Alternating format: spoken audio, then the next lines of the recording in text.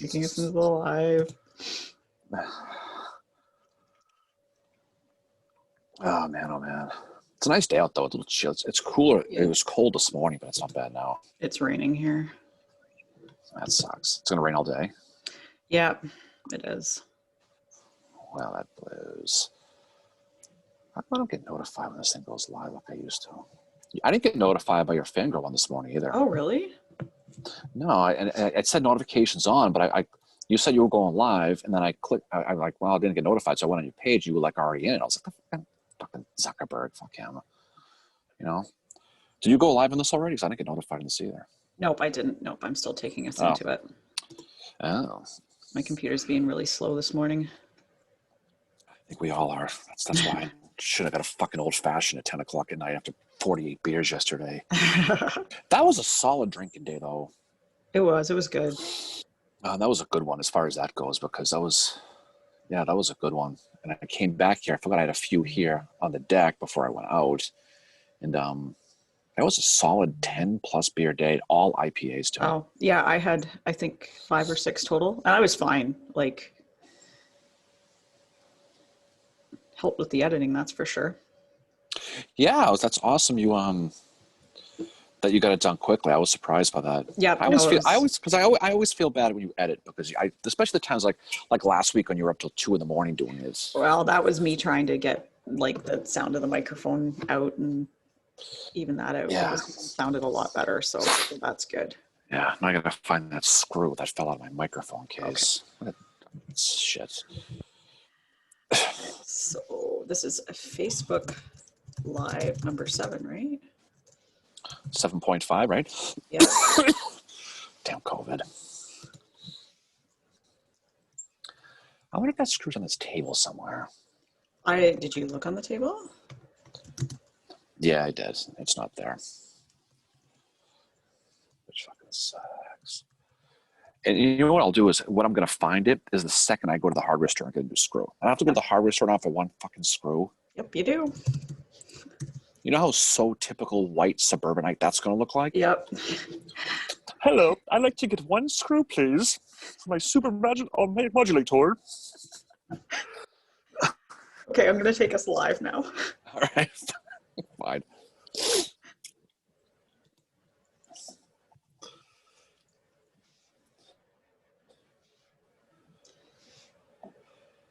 Okay. See if I get notified for this. Oh, it did notify me. We are streaming on Facebook. All right. All right, let me turn the volume down so to see my stupid voice. Okay. I think we are fucking rolling. Oh, look at that, huh? Another successful mission. Getting signed on to this Facebook Live. I gotta turn this fucking volume down though. All right, I think we're ready to go here. So, anyway, Fincher, good morning to you. Happy Saturday. Good morning and happy Saturday to you too. And we already have 3 people watching. Allie, Manuel, and Roger. Hey guys. Hey Roger, how are things in Ohio, the Alabama of the North?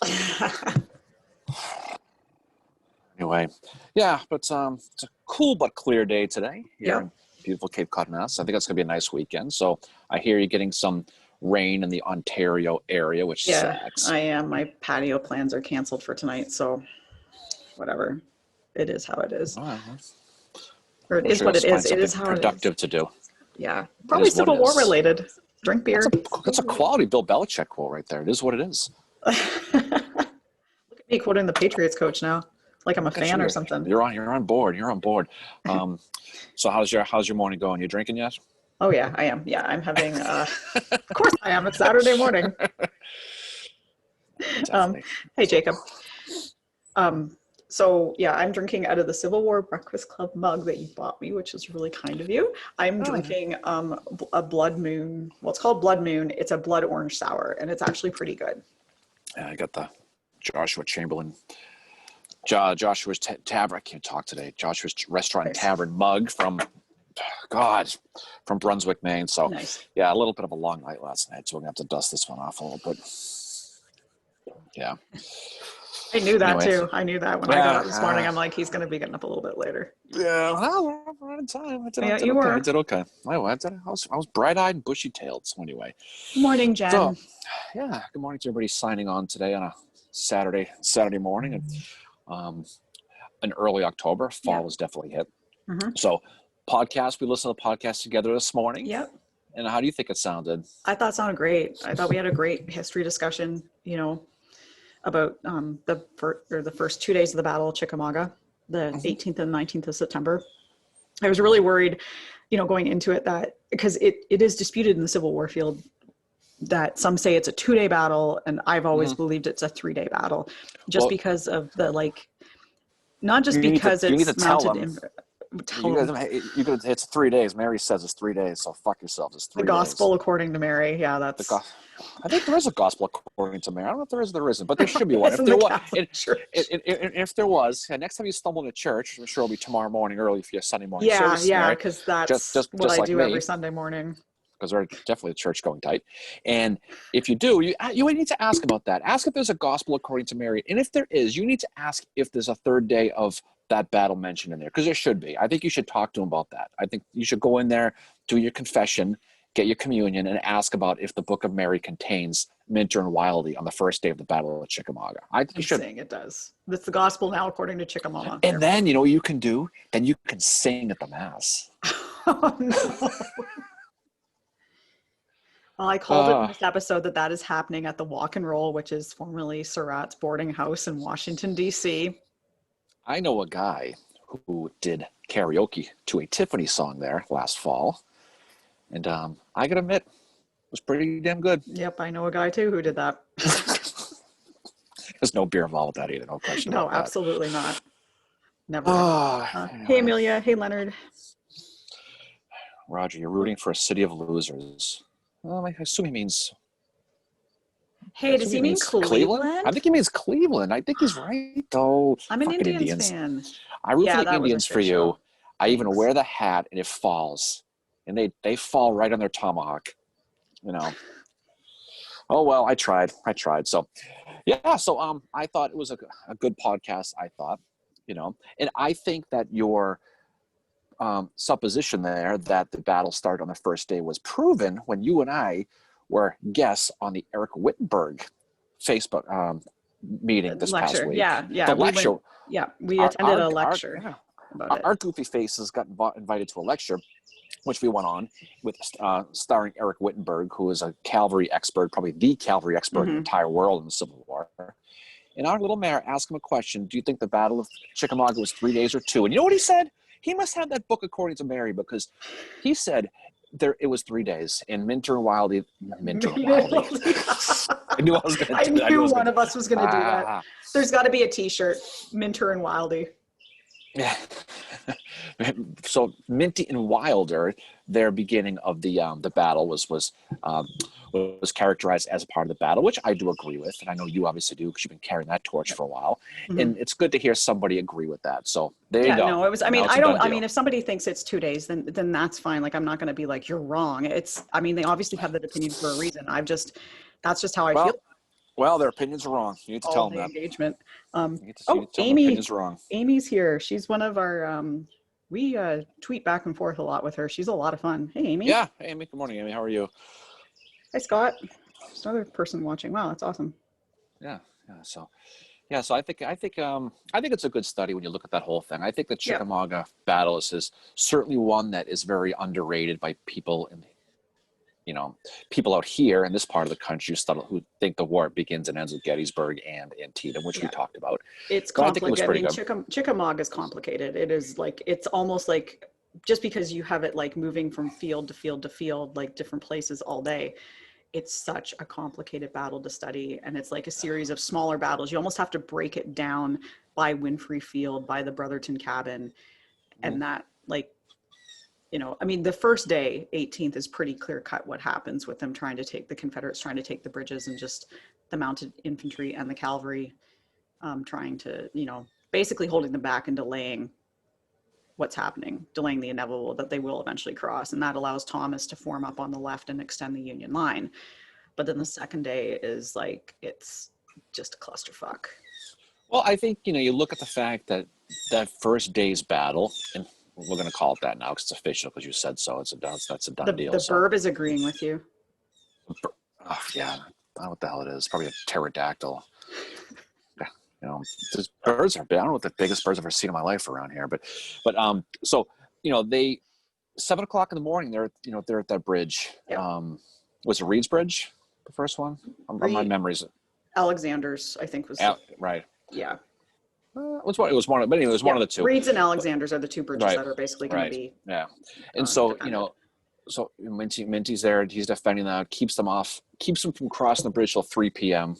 And then you got Wilder, who's the dismounted infantry using the horses, the maneuvering, and the artillery, and the 7-shot repeaters to keep them off as well, to give them time for George Thomas to sneak in behind and extend that Union line. So, the old what if game is really, really cool because, I think the reality is if those guys burst across right at the beginning, the Union's dropping back, and that's the end of it. That's probably it. And then there's probably going to be a siege of Chattanooga. That's probably going to come soon after that because I got to imagine, although, people thought that Bragg was escaping down to Atlanta, he probably would have gone to Chattanooga and probably reinforced it.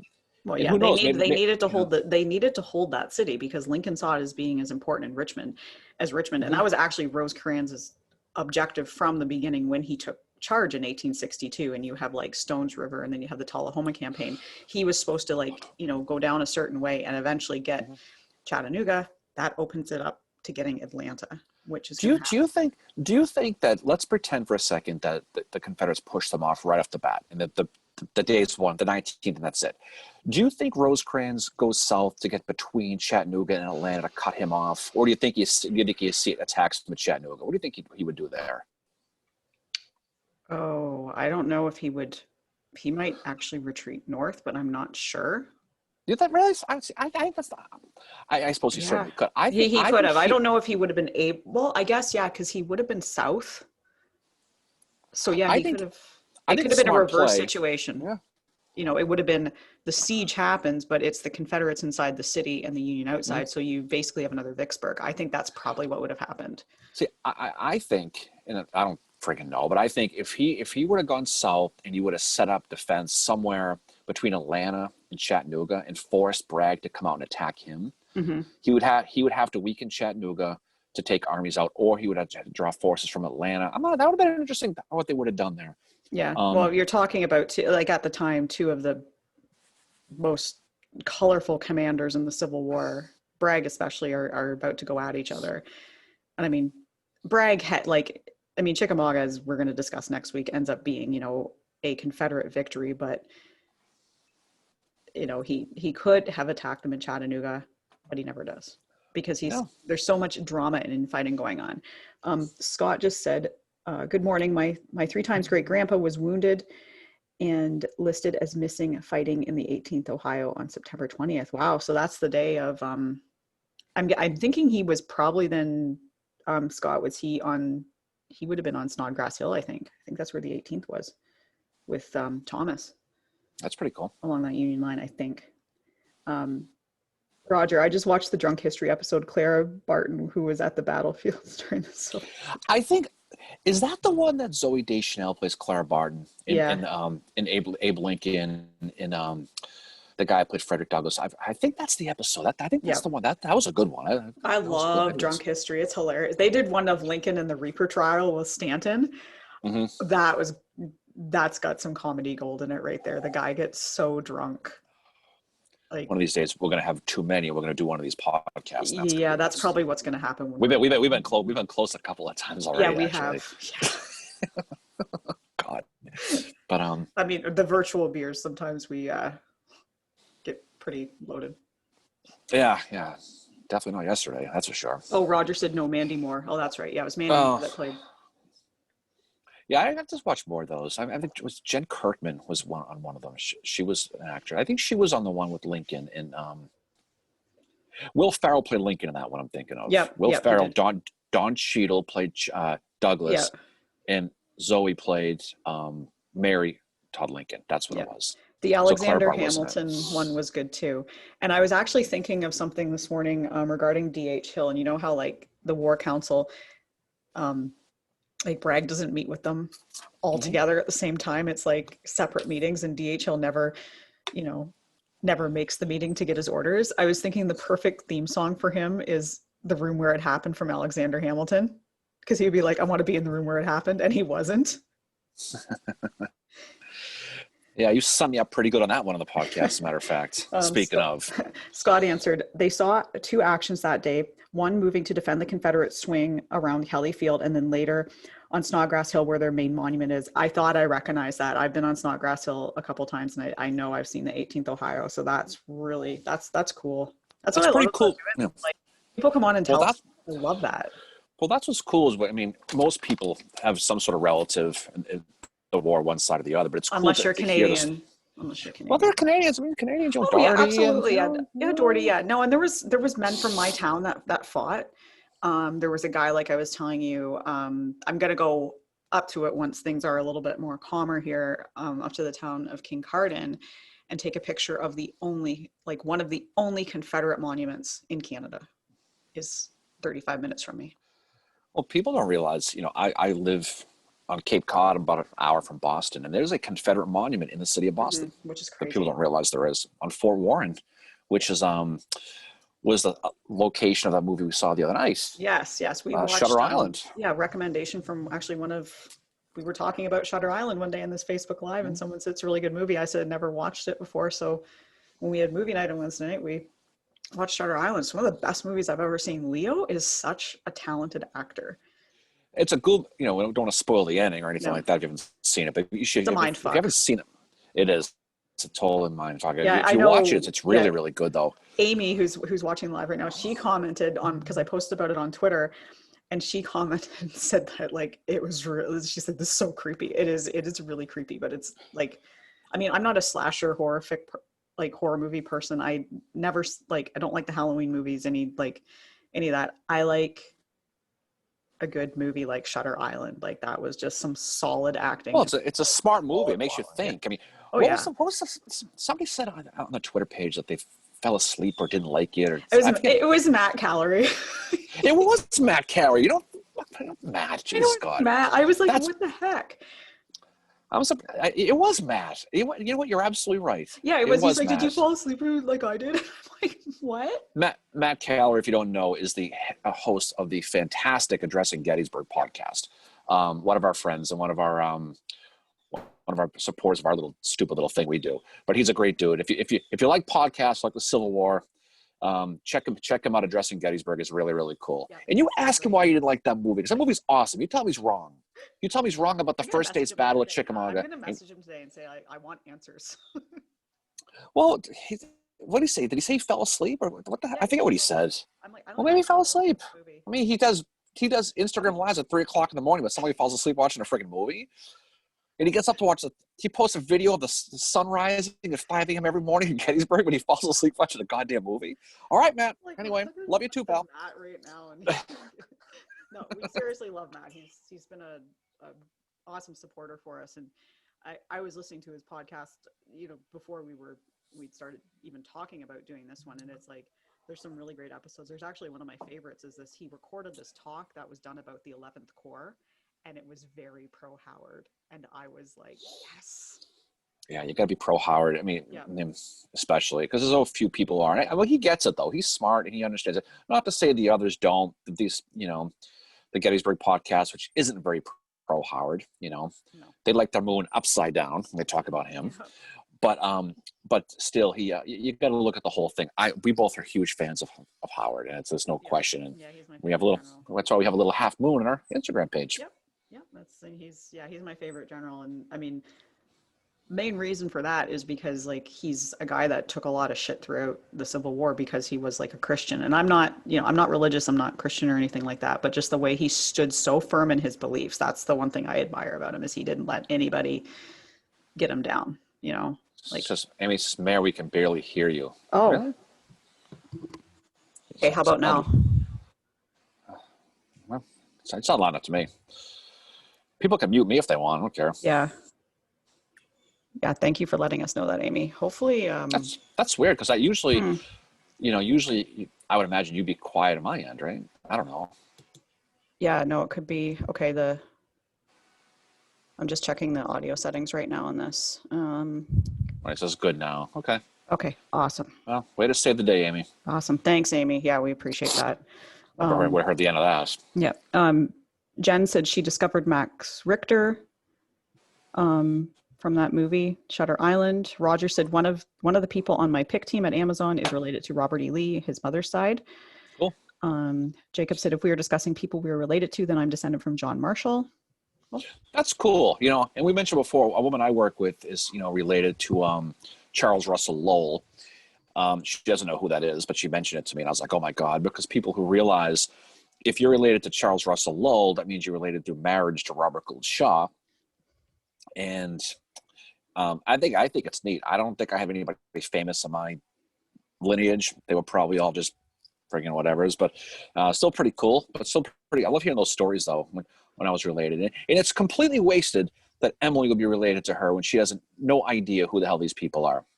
You know, I mentioned Robert Gould Shaw, and she thought it was the guy from Jaws. That's who she thought it was. Fritz, can Darren be truly moved to Delph? Oh, Fritz, you know, I was saying so many nice things about Fritz. So many nice things. Now he comes out hot. Can Darren be truly be muted? Yeah. Oh, Fritz, let me tell you this. I'm the host of this, so I can fucking mute his ass if I want. I can change his name. You will note that he is tattooed Diva Bitch. That's all me. I have like the power of Grayskull when it comes to this. I'm the host. See how nice she is to me? See how nice it is? But Fritz, love you, pal. Thanks for signing on. It's always good to see you. And it's good that he jumps on this. That's really cool that he does, actually. Awesome. Especially people we know from the real world. So anyway, so I thought overall, it was interesting. Another 2-parter episode. Mm-hmm. So we'll finish up Chickamauga and we'll move on to some of the other fun ideas that we're talking about. But you know, we talked about this podcast and just all the famous people and a lot of cool names of people in this one too. Mm-hmm. Yeah, I mean, how many times can you... Walker, Bushrod Johnson? Yeah, Bishop Polk. I mean, his parents hated him. You know, Absalom. It's a great. You know, his last name is Johnson. Let's name him Bushrod to guarantee he never survives high school. Sounds like a Civil War porn star. If you're gonna, you know, that could be a good podcast someday. Actually, Civil War porn star names. You've already got the explicit next to every one of them because you're potty mouth anyway. So you might as well just, you know, let's just go ahead and do that. You know, why not? Right? Like, oh God, we could really rogue. Some Danielle Steele fake Civil War fiction book. Oh God, imagine we could write it under some pen name together. Oh yeah, exactly. We'll write it under. Yeah, exactly. We'll write it. God, you know what we'll do? We'll put it under Matt Calloway's name because he does. You know why? Because he didn't watch the whole movie, so we'll blame him for it. Poor Matt. He's not even on Facebook, so he can't come on here and defend himself. Yeah, you can't say a word. It's the best part about it. Leonard said my ex-wife was a Lee descendant, so my 3 daughters all are as well. Oh, that's cool. Yeah, and Jacob said, how do you live up to that name, Bushrod? Well, there's one of 2 ways you live up to that name. There's one of 2 ways. You know, I'll let you figure that one out. But Jen said she's in for the I'll illustrate it. Oh my goodness gracious. We've seen her. We've seen her. The picture she drew of Sherman. Can you imagine what she's going to do with something like that? She sent that Sherman one to me on my birthday a few years ago. I was like, oh my God. I saw that recently. The last thing you need to do is see Sherman's butt crack in cartoon, but I guess that's what we are. That's what we are. But anyway, hey Jen. Awesome. So Jen is moved from being a romance novel to a graphic novel. Definitely, but Jen Rowling, she's on a fantastic illustrator. Check her stuff out. Yeah, really, she does really cool a lot of Civil War art that she does. If you go on to Redbubble, so I'll give her a plug. If you go into Redbubble, she has some of those really cool face masks that people have, and she has a really, really good General Sherman one, really good one that I wear sometimes, and I mortify people with because it's just awesome. I think it's awesome. Unless you know the Civil War, you don't know who he is realistically. He just looks like some red, like a lumberjack guy. Yeah. But she killed it with that one. And she has a lot of good ones too. So check her stuff out. She did for Inktober last year. She did all General Grant, and she actually gave me an album with all the pictures that she had done. So I was like, oh my God, like thank you again. So now we get the Civil War After Dark idea. Now we can work on Civil War After Dark. Civil War After Dark, the story of Jenny Wade. I mean, we'll have to get Tilly Pierce involved too. Yeah, Bushrod Johnson has to be in. Bushrod Johnson delivers a pizza, knocks on the door. I didn't order a pizza, Bushrod. Yes, you did. You did now. God. Did someone say the power was out? I'm here to check your electricity. Oh, come on. Jen, do it. Civil War After Dark. There's bad influence on us. We're trying to be a legit podcast here. Jacob, you'll need more beer for that. Oh, there's never a problem. You don't need beer. The person with the glasses here, she's pretty good at more beer. So, Fucker. Wow. Get her a couple of beers and get her writing stuff like that. It'll be pretty funny to sit back and watch, God, see, right off the rails. Hey, that's typical for our podcast. It is pretty funny though. But that's something we could definitely do. We could have more fun. We could have fun with that. Oh yeah. Maybe like around Valentine's Day or Actually, something. I was thinking for a Valentine's Day episode. I meant to tell you this before we got on here, but I'll announce it now. Dating profiles of the generals. Ooh. Like their likes and dislikes. Like what I was doing this morning on Twitter where that one guy posted the thing about Sherman. Oh, likes fire. And then I said, here's Bragg's. It was like likes, absolutely nothing. See above. My dog Braxy. Oh God, that's a good idea. We can definitely do the dating profiles. Yeah, dating profiles of Civil War people. So with John Bell Hood, he would slide to the right. Hopefully you get that reference. If you don't, then I do. Figure it out. I know you do, but I mean other people. But Jen says, "Oh my fucking God, yes." All right, I guess we're doing it. We're doing it. We're doing it. That'll be our Valentine's Day episode. Is dating profiles of Civil War generals. We could have some fun with the text messages too. Yeah. Because I bet you they're sending some pretty fucked up stuff via messages. Yeah. Like to their spouses. Jacob, Sherman's profile doesn't say I like long walks to the sea. It's a failure. So funny. Yeah, that's pretty funny. Yep, that's definitely going to happen. Definitely be sending Division Richard Johnson pickers via text, I'm sure. No question about that. Oh my God. That's a... Say Absalom to me. See, look what you did now. Look what you did. What did I do? I don't know. I don't know what you did. But we can have a lot of fun with that, actually. We can have a good time with that. Yeah, dating profile. Yeah, you can make memes out of them too, right? I'm sure I can. Oh yeah, I can have fun with that. I can absolutely do that. Definitely something. We'll have a fun time recording that one. I can promise you that. We'll have to drink champagne for that one. I don't know what we're gonna do. Jen just sitting champagne by the fire. Could you imagine him like dating? We're talking about Sherman now. Can you imagine like how he must have been? Oh, complete just fire. Yeah, or Earl Van Doren's profile would be wild. He was one I immediately thought of when we started talking about this Earl Van Doren. I mean, you want to talk about a guy, probably Nathan Bedford Forrest too in that regard. But Earl Van Doren, goodness gracious. I mean, he certainly cost him his life, unfortunately, That's right. I'm just remembering the story about him now. So he's hooking up with this guy's wife, right? And the guy comes in and he says, "Can you do me a favor? Can you sign my pass to get through the line so I can get out of here?" The guy goes, "Sure, no problem." Signs the pass. Then he shoots Van Doren, kills him, and uses the pass he signed to escape. Total baller move. I mean, you got to give credit for it. He obviously thought that one out. I mean, that's. Oh my God, that's like some Barton Key level shit right there. Oh yeah, there was no handkerchiefs were injured in the filming of this podcast. Barton Key, smooth, huh? Yeah, buying a house in the slummy area of Washington just so you can bang Sickles' wife. I'm gonna walk by your house, wave a handkerchief, and that's your code to go meet me in the bang barn over here. Which I'm paying 5 cents for because there's rats everywhere, and she's He's in such a shitty section of Washington, and then everybody in the area was like, "Yeah, we knew they were going there." Yeah, I mean, he would put something on the door if he was there waiting for her. Like it's probably like a sock. Yeah. And then Sickles just shoots him. And again, he kills him and gets off with the first case of Temporary insanity in defended American by defended by Edwin Stanton. Yeah, Edward Stanton, who apparently didn't do anything after that for the rest of his life. No, apparently not. Stanton.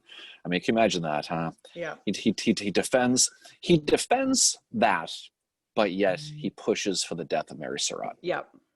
Just goes to show the range of his character, of how he was. But that's not a story. We will definitely have an episode where we're talking specifically about the Lincoln assassination, how Mary Surratt got screwed, and I don't care, disagree, because she did, but we'll talk about that in another episode. Jacob says, this has been great, but I have to go record some stuff about Edgar Allan Poe dying. See you guys later. Oh, wow. Yeah, Jacob's got his own podcast too. Yeah, see you, Jacob. Thanks for stopping by. See you later. Edgar Allan Poe, he died of alcoholism, I believe. I think he drank himself to death. I think so, yeah. Because he just showed up dead in an alley one day in Baltimore, and I think you know what? I actually saw a special on this because I got nothing else going on in my life, where they basically had a hair sample of him, and they did a DNA testing to determine that he died from alcohol, like over drinking, like 100 years later. Well, yeah, because it shows up in your hair, like you can see it in shows up in your hair, I think, or something like that. I think it is. Imagine our hair. Jeez. Oh God. Well, if he said nevermore to the liquor, he'd probably still be alive today. Yeah. See what I did there? See what I did there? Smooth. Real smooth. A little artistic integrity here. Look at this, huh? Wow. Busting on literature. Going full nerd. But anyway, but that'd be a good idea. We could have a lot of fun with that. I think so. How this goes to Chickamauga, we don't know, but we'll figure it out. Yeah. Well, we started talking about the names of people, and it digressed from there into like porn and talking about Civil War After Dark and dating profiles of generals. Yeah. So Jacob said something like that. He had a low tolerance for alcohol, like one drop would get him drunk. You know who was like that too? Was Doc Grant. Brown. Doc Brown was, certainly. That's, there's no question about that. Yeah, Grant was a lightweight when it. And so Grant, I guess, switching from porn to alcohol, which sounds like a Friday night. Usually the two go together. Usually, but anyway, so he ends up a guy where he gets one beer and he gets completely smashed, and ultimately he gets accused of being a drunk. And they have Charles Dana, who apparently is everywhere in the Civil War. Yeah, he's in Chattanooga. He's in Chickamauga. He must have had one of those time things that Hermione Granger had in Azkaban to be from place to place to place. He's got a time turner. I'm convinced these people are wizards. He goes, probably. You're a wizard, Dana. So he ends up, he's in Vicksburg babysitting U.S. Grant. Yeah. Yet he shows up in Chickamauga. Yeah, but I think by that point, him and Grant had become friends. No, they did. They actually became really good friends. Dana is a character in Jeff Shara's Western Theater quadrilogy, which is a word I made up weeks ago because there's 4 books in the series.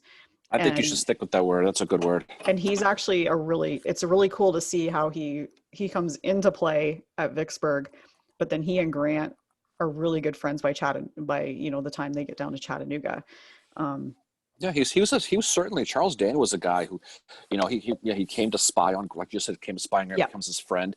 Ultimately ends up as part of the whole Lincoln conspiracy too, the assassination conspiracy. He's one of the guys in Washington helped chasing down the part of the 22nd Corps in Washington, helping chase down John Wilkes Booth. Mm-hmm. So he's a guy, another famous guy in America that no one knows about except us losers. Yeah, I think Charles Dana. He's an interesting figure in the Civil War for sure. Leonard said, got to keep that explicit tag strong. Yeah, we do. Yeah, she's very good at that. It's always fun to see how long Mary can go without dropping an F-bomb on the podcast. Usually not. I think she almost made it 40 seconds last week. She almost broke the record. Almost. If you knew how many times this person has given me the finger and told me to fuck off in the last 6 months of my life, it's very impressive. I called you a fucker. It's fucker. It's always getting a nice message from her. Hey, fucker. What did I do now? What the fuck was? But it's pretty funny. Yeah, I mean, the explicit thing, that's just who we are. The whole point of the whole podcast again is just picture a couple people sitting in a bar shooting the shit about the Civil War and history. That's what the whole point. That's when conceived this whole thing, this is what we talked about with this. That's what we wanted. I don't think hearing F-bombs is going to hurt anybody's ears. Everybody's, whatever. Yeah, I mean, and if people don't like it, they don't have to listen to it, kind of thing. It's no, there's some quality advertising right there. You should go ahead and write the part of the Chamber of Commerce with those skills. Jen, I approve. We have to summon our inner Sheridan. Yeah, Sheridan was definitely one of the when he spoke, probably dropped a lot of F-bombs. Warren, Humphreys, Hancock. Humphreys and Sickles, Butterfield. Oh yes, Sickles, Hooker. I mean, I think Slocum was too, actually. Slocum. You and I have talked about this about 1,000 times, right? And people, when you see the Gettysburg movies, or you see Gods and Generals, you see Field of Lost Shoes, you pick one. Friggin' Gone with the Wind, right? People think that they talked the way they wrote. So you sit there and you see Gettysburg, and they talk about, so you must defend your valor, sir. I mean, that's how they wrote to each other. But that doesn't mean that's how they talked. I mean, when you read the soldier diaries and they talk about, this fucking guy and, all this stuff they did, they talk the way people do now. But they didn't talk with Victorian English the way it was, like it was a, Yeah, exactly. like it was My Fair Lady everywhere they walked. That's kind of how, how it was. And it's so funny when you see that too. And even the movie, The Conspirator we saw, that was something they talked about too, was they tended to fall back into a more Victorian type of talk. Yeah. I think it'd be cool to go back in time and just sit there and hear these people talk, because I bet you it was the same deal. I bet you Lincoln, Lincoln had to have dropped an F-bomb. How many times he must have said, fuck McClellan? How many times he must have said that? He would have, yeah.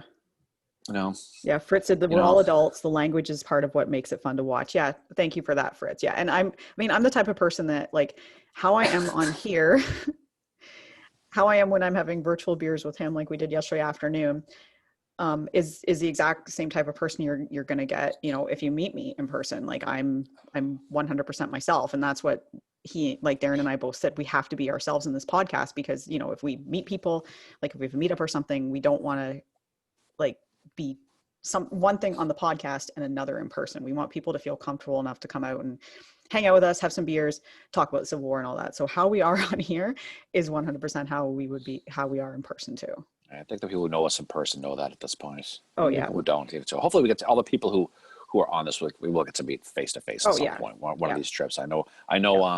Jen says she can confirm. She hung out with me in February. I'm pretty sure I dropped an F-bomb around her within 5 minutes of meeting her for the first time in person. Yeah, you're definitely good at the fucker word is definitely in your lexicon of commons. There's no question about that, which it's probably deserved, to be honest. But yeah. Mark said, read old trial transcripts, lots of F-bombs. Yeah. Oh, I think it was, I think there's a soldier's diary from the 11th Corps where he dropped a couple F-bombs writing about what had happened at Gettysburg. Mm-hmm. I think. But yeah, like the way, I agree about Gettysburg, though. The way they talk, that's not, the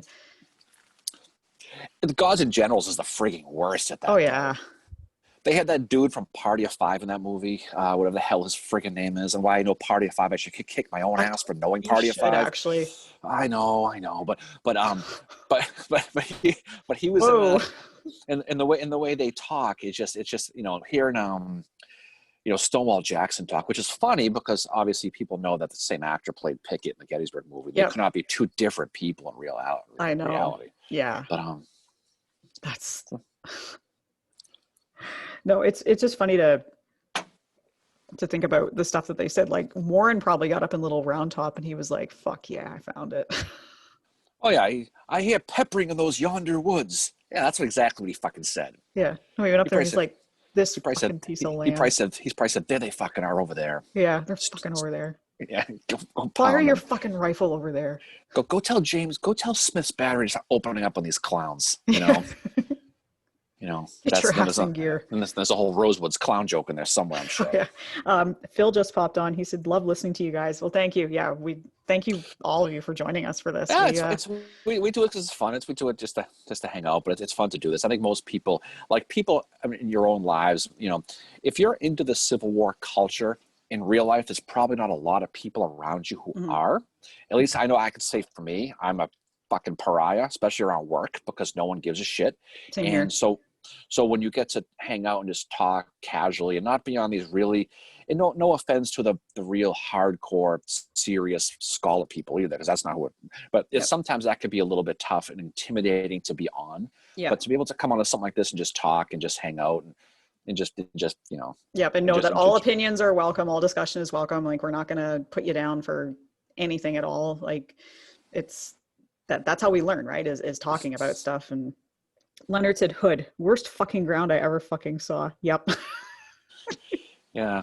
High five, General Hood, but use the good arm, please. Oh, see what I did? See what I should have said. Oh, Nathan Bedford Forrest insulted him one time by saying, Hood, if you were any half of a man, I'd punch you or something like that. He went right for the jugular with that. That was... Yeah. I've always looked at Gods and Generals as more of a play adapted. He's right. It sounds like watching and I don't dislike Gods and Generals. I like it. I just it's kind of tough to watch. It's very, very preachy, and just if you read the diaries to a lot of people's points, that's not how they really talked, and Stonewall Jackson didn't talk that way. He didn't. God. But John Bell Hood, though, I mean, he's a guy you want to talk about gave up his body for the Confederacy. He sacrificed it on the altar of the Confederacy, he expected his men to do the same thing. I mean, he was like a doormat by the end of that war. I hate to say, he just lost. I mean, exactly.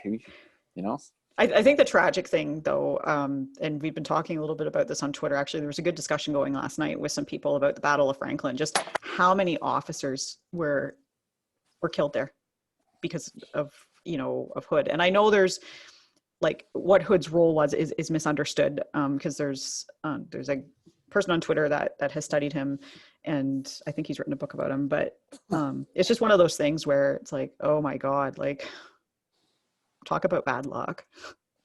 I mean, absolutely. I mean, he gets injured, loses his arm at the very beginning of the second day of the Battle of Gettysburg, right when Longstreet's finally attacking. Yeah. Evander Law, Alabama, takes over the division, doesn't even know it.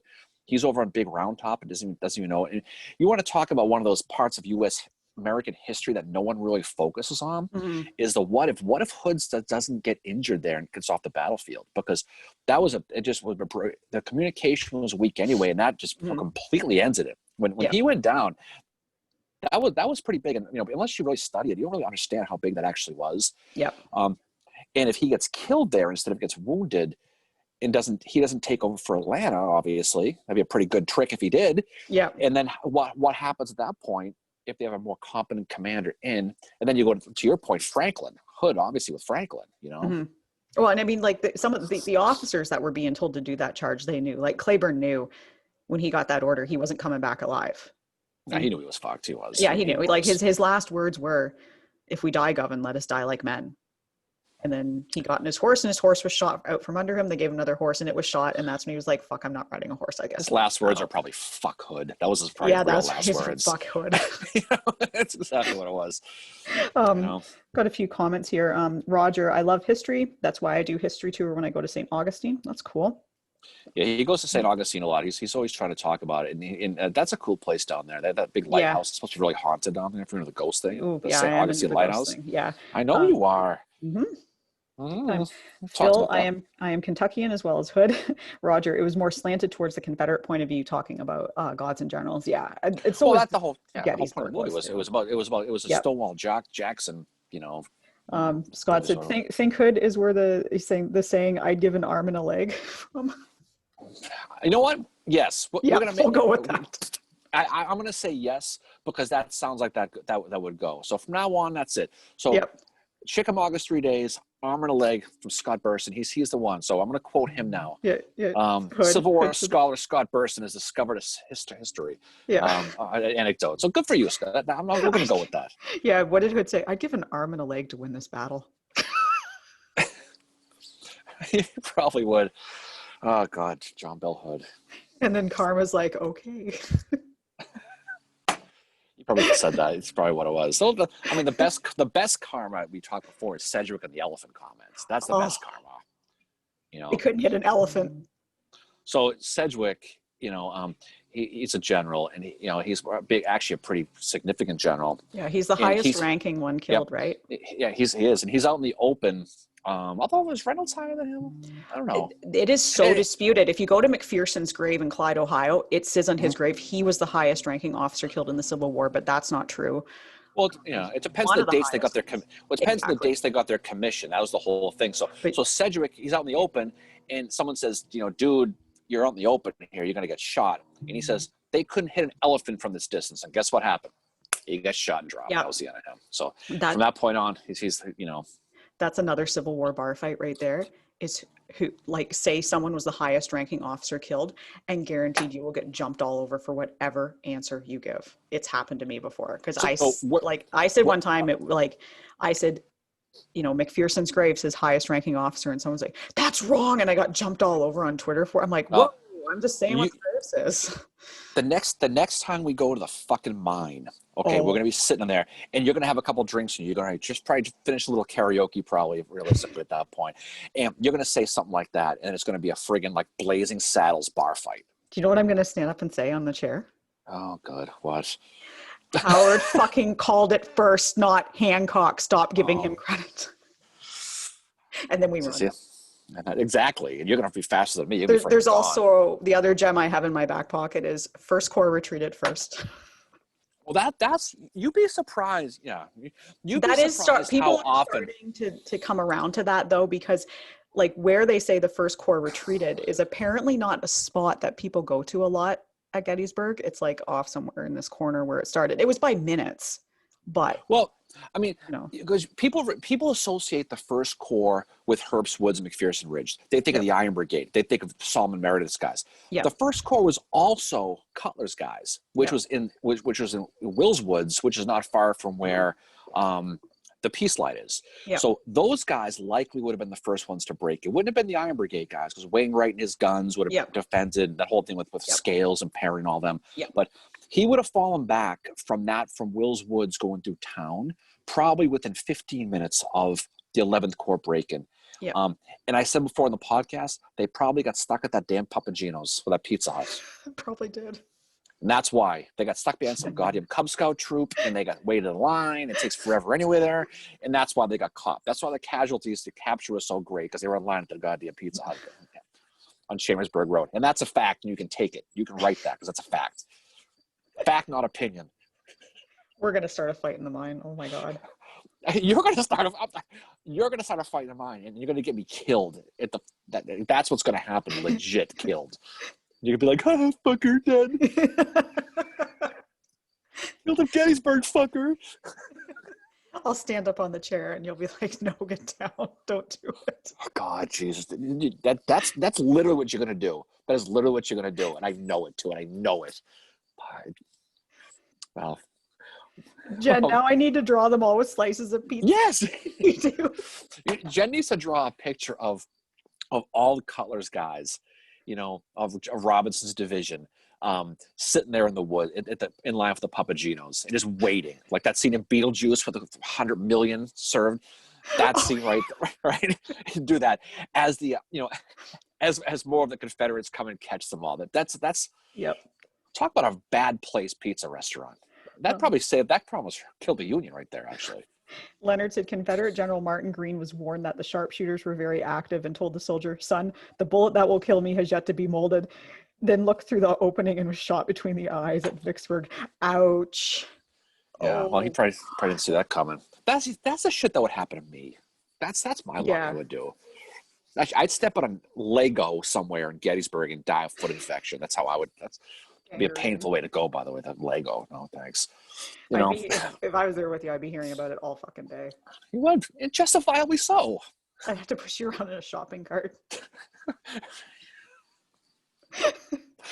That's what's going to happen at mine, too, actually. I'm gonna be pushing your ass back from the friggin' fourscore in a shopping cart. Oh, one more.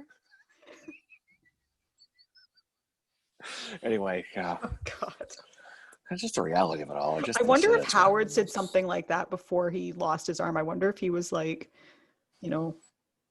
fucking damn, I'd give my arm to win this battle. Jen's right. They probably had wood Legos back then too. Fucking yeah. That's probably what exactly what happened. Probably, Yeah. you know. But anybody who stepped on a Lego knows this is no goddamn joking matter. This is no. That's the greatest. That is the greatest pain on earth. I don't care. Getting it, stepping on a Lego or slamming your finger on a car door. There's no greater pain. And I'm sorry. I've done apologies. Both.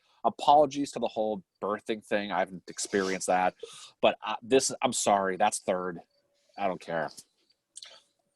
If you want to complain, write at Mary at Cape Cod Breakfast Club. Cape Cod. I did it again.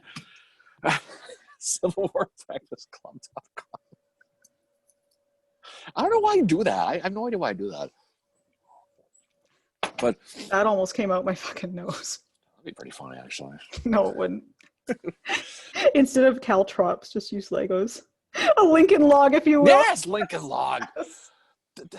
This is why we like creative people. Absolutely, Lincoln log. Leonard, probably no Legos in the South couldn't get through the blockade.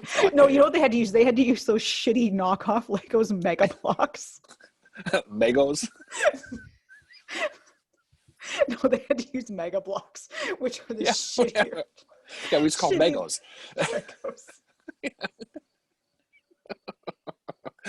Yeah, that's pretty funny. I'm forever going to say that those are the Legos of the Confederacy. Confederate Lego. Tell me about it. The fuses were too long. They burned too long, too. That was the problem with those. Inside joke with that. But anyway. So overall, yes. So about that Chickamauga. I think it's glad funny we have like-minded people on here. Oh my God, with this. Tell me about it. It goes right off the rails pretty quickly, but Mega Blocks, the Confederate version of Lego. That's what it was, you know. That's exactly what the problem. Well, yeah, it's a slightly shitty version of Lego. Well, what they would have done, though, they would have sprinkled those Legos all across the field at Pickett's Charge, because that's where they were all barefoot, a lot of them, and that's why they got stalled. That was brilliant on Hancock's part. You know? People don't talk about it. That's what he did. Sprinkle the Legos everywhere. When they burned down the Bliss Farm, they put the Legos out, and the Bliss Farm was a diversion because the smoke would have hid them.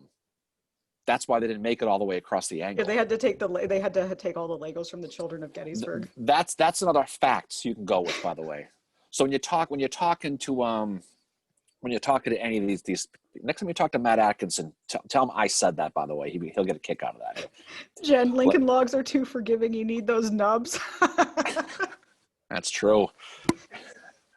But I don't think like Mega Blocks hurt as much because they're like more rounded on the ends.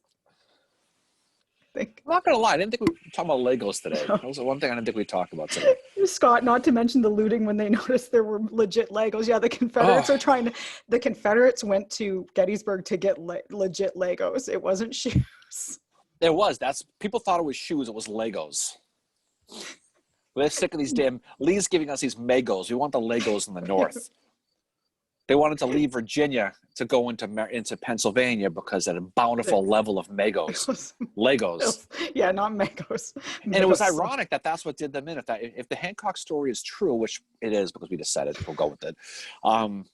That was what slowed that. So Legos therefore saved the Union. They did.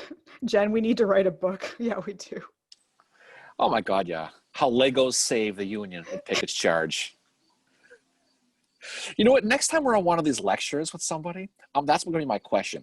Have you heard the story about how the Legos were used to help slow the Confederates at Pickett's Charge? Can you confirm? Yeah. They just watched for these. They just watched their face. Is it true that the Confederates invaded Pennsylvania because they were looking for the Legos because they were tired of Megos? The next time I talk to Chuck Teague, who's a former ranger at Gettysburg, I'm going to ask him that question. Yeah. Hey, Chuck, have you heard about that? He'd be like, oh, Al's watching from Civil War Lampoon. Love Al. Yeah. The godfather of the Civil War Lampoon. Yeah, Civil War Lampoon. If y'all aren't part of Civil War Lampoon, come on over and join us there. It is an awesome place. It's so much fun. If you're on Facebook, or you're obviously on Facebook or Facebook Live, but if you're on, go sign up for Civil War Lampoon. It's a lot of fun. It's good. It's good, intelligent comedy about the Civil War. It's a lot of fun. Leonard, Al does a great job. They tried in 1862, but got turned back at Antietam, ruining many Confederate kids' Christmas that year. Oh, the Confederate kids got the Megos again. It was a sad war, you know. Dad's going off to fight. He's going to come back with Legos, comes back with freaking Megos. Oh, that. I once got Mega Blocks on Christmas. I was like, I couldn't hide my disappointment. The Darren just climb out of the pool. Oh, it's he makes this is why do I want to wear this goddamn hat. It's a freaking winter hat. You know what? Mark those infernal blocks. Yeah, those infernal blocks. But yeah, it's like 40 degrees here, and it's okay to wear a t-shirt apparently. But yes, it's a winter hat. But yes, I was in the pool. I was in the pool. Did you step on any Legos on your way back? Oh, yes, I'd be the enemy. I wouldn't be here. I'd be dead. Somehow there's got to be Legos worked into the March to the Sea. They were able to get into Savannah so easily because it was made out of Megos. Well, that's why, they talk about mines. And remember when Sherman got all pissed off, the Confederates putting mines in, they started hanging the guys they were catching and putting over the mines. The mines were probably the Legos. Roger said, this is as hilarious as the presidential debate without embarrassing yourselves. Yeah, well, give us time, Roger. Yeah, give us time. The day's young. I've only had one beer. Scott, hey, that's why Pickett's original OR was destroyed. That's probably why Longstreet... Pickett didn't go to a shad bake. It was to build Legos with people. It probably explains exactly what it was. Pickett, that's what he did with... He's going to play with the Megos. I'm going to play with the Legos with Sally. Oh, Jen just said torpedoes. I think that's in reference to... Well, that's the water mines, but they actually use landmines in the March of the Sea, too. Yeah. Slow them down. But when that happened, like, Sherman made the Confederate prisoners disarm every single one of them. Yeah. And then he basically, when he caught them, he executed them and said, you put fucking mines down, we're going to be executing your people. You better stop putting the mines down. Yeah, because he said, he's like, this isn't warfare. This is murder. Like, he was like, if you're going to fight me. Generally, I have no Legos. And he also said, go get those Legos if practicable. Get those Legos if practicable. That's why Culp's Hill had to be taken, because that was where the secret stash of Legos. That's what the factory was. Yeah, it was up there. That's why Culp himself came back to fight for the Confederacy, because he knew that's where all the goods were.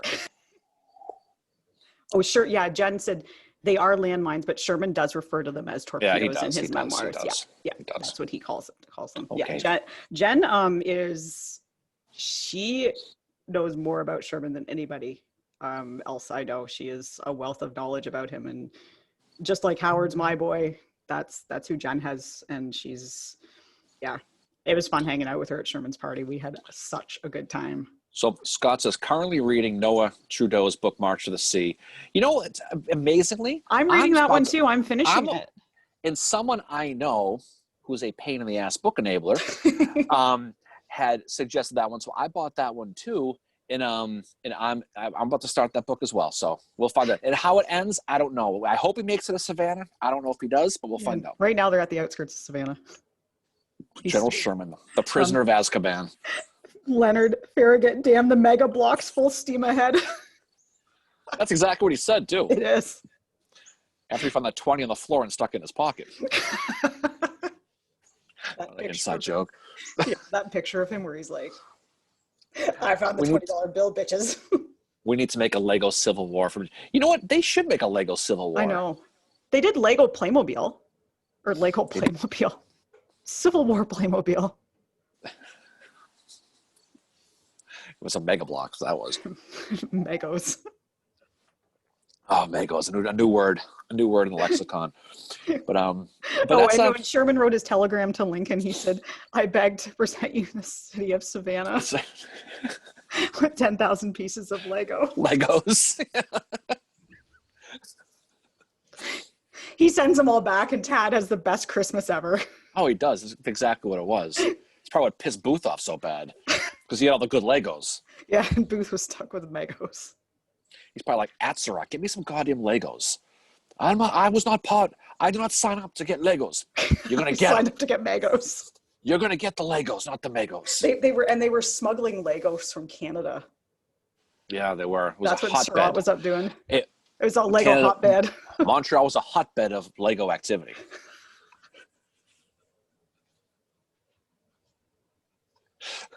And this is why we're not asked to be on the really cool podcast. Yeah, because this is the shit we do. 50% off John Bell headband. Wow.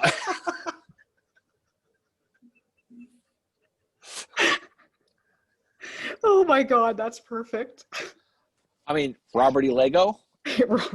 The St. Albans Lego raid. Lego raid, exactly. You know, the Ellen Joshua Lawrence Chamberlain, Joshua Lego Chamberlain. Yeah, Joshua Lego Chamberlain. That's why it was tough to slide that ramrod in. And the other reason that they had to hold the round tops was that was where the other Lego factory was, and warned authorities like, shit, this is what they're after. Well, they took that tower down because that was why. When they took the big round top tower, the tower down because that was blocking the Lego factory. Too many people stepping on them. It was causing a problem. You can go up there and you can still see the blocks of what the tower was, as a matter of fact. There's got to be Civil War Lego. I think so. I think that's a pretty good idea. I think Civil War Lego would be fantastic, actually. Wow, we beat the hell out of this topic, huh? Oh my God. These lives, I swear, like I come away from each one thinking like, wow, how are we going to top that? We just did. I mean, between the Pizza Hut on Chambersburg Pike and the Legos and Pickett's Field Charge, I think this is really opening a lot of different historical ideas about the future of Civil War studying. John Bell could lost an arm in a Lego. Wow. That's good. Thank you. Tip your waitresses. Have a great night, everybody. An arm in a Lego. That's a meme that has to happen right there. I hope that Jen is getting fantastic artistic ideas out of this. I think she's like, I can't draw fast enough. Oh, there you go. That's exactly what I want to be. Lego, you know. Now there has to be merchandise around the Lego thing. We should try to get a partnership with Lego for this podcast. Yeah, I'm sure that'll work. Yeah, they're gonna be quick to sign up with us. They're actually a little bit of a bitch company to deal with. Time by, right off the bat. Hey, we'd like to sign up with you. Really? Why? Hey, fucker. What do you mean? That girl stepped on a Lego. She's got a bad mood. Yeah, that's funny. Fucker. If I stepped on a Lego here, I would blame it on you. Of course you.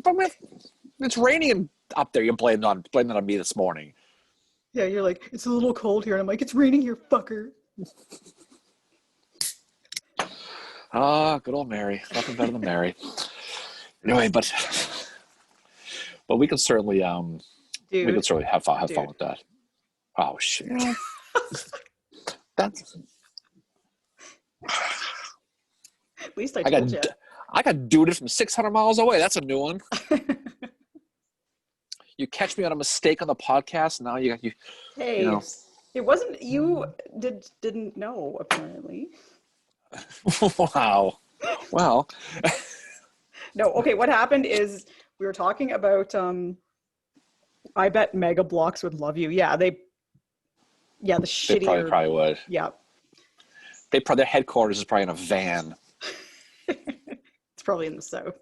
It says candy scratched out and it says Mega Bloks on it. Second idea. I worked retail for a lot of years and my boss asked me, he was like, I'm thinking of carrying Mega Bloks. And I actually said, I'm like, how about we don't carry Mega Bloks? Yeah, Mega Bloks, unfortunately, with the cheaper ones, but yeah. You didn't go to school with Mega Bloks when you were a kid. You're pretty sure you get your ass kicked. If you own Mega Bloks, you kept that shit silent. Because you get your ass kicked. Yeah, you would. Yeah, you wouldn't be like, I got Mega Bloks for Christmas. Did you hear that Fincher has Mega Bloks? No way. That's what would happen. Then you're like ousted on the playground. Would have been no way, eh? No way, really? How about that? We're not about to ask her to play on the hockey team, I tell you that, eh? This Mega Bloks skates probably, eh? 407 Legos ago. Exactly. It's on Legos ago. It's 87 Legos. It's a lot of Legos. A Lego divided against itself cannot stand. That is actually true. That is a real fact. So yeah. Anyway, so too funny. Oh my God. But we don't know if there was any Legos at Chickamauga or not. But that was definitely an entertaining podcast we did, I thought. Yeah, no, it was good. It was fun. It was fun to study that. There's a lot of cool people in that. We make fun of the names of some of the folks, but there was a lot of cool people in that thing, and some of the history about that. And it was Leonard said no. See you later. Thanks for stopping by, Leonard. Hope to see you again soon. It was a soft Christmas. Wow. Sad. It's very sad. Very sad. You know. Yeah. Well, the thing that I didn't really call Darren out for it as much as he says I did, but we were talking about. Well, you had like read one source that said that they were all in the same room for the war council. Well, the source, yeah, the source. The book I read, yeah, it basically said that they were in the same room. D.H. Hill was sleeping, and no one was paying attention. That's kind of where I got it from. And of course, I made the mistake with going against the lady at Chickamauga here, and she summed me up really quick on that one. No, it didn't happen, fucker. I didn't say it like that. Fucking wrong, sucker. Stop reading Wikipedia, fucker. You know. No, but the thing about the War Council is, Jen just said, guys, watch Letterkenny. No, I never have, but okay, funny story about Letterkenny is it is Canadian, and it was created in Listowel, Ontario, which is 35 minutes from me. Oh, cool. So it's from Bruce County. So it's a very local thing here. But I've never seen an episode before. I never heard of Letterkenny. It was a cartoon. No, it's like a live action comedy show created in Southwestern Ontario. A live action comedy show, like Saturday Night Live type thing? No. It's, I guess maybe it's a sick. I don't fucking know what it is. I'll let Jen explain. Well, you better find out. Why don't you fucking Google it? Yeah, we're getting information about the friggin' DHL meeting, apparently. Yeah, well, okay. So, but the thing with the War Council is that Bragg didn't like to have war councils, and he talked to everybody separately. And then he was like, you need to relay these messages to your people. And then nobody could find D.H. Hill because D.H. Hill was bumbling around in the woods. And then he decided to lay down at 3:00 and take a nap. And who of us hasn't bumbled around in the woods once in a while? Oh, I have redneck Canadians. Absolutely. Oh, yeah. That Listowel is so redneck. It is so redneck. Where is that? Is that by London? That's south? Or is it east or Toronto? Listowel's north of me. Oh, okay. Like it's right on the border of Huron and Bruce County, I think. So it's almost a Santa's workshop then. Yeah. Pretty much right there. You know when they make those, they make the Legos there. No, they make Megos there. They make Santa's pretty legit. That's probably true. If you're a bad kid, you get Megos. Oh, it must have been bad to get Megos. But I forgot what we was talking about there. I feel we were talking about the War Council and just how it's really effed up. I think the War Council. I mean, you call it a War Council. You think of War Council, you think of Meade at Gettysburg, which is a legit War Council. That's what you think of. You know.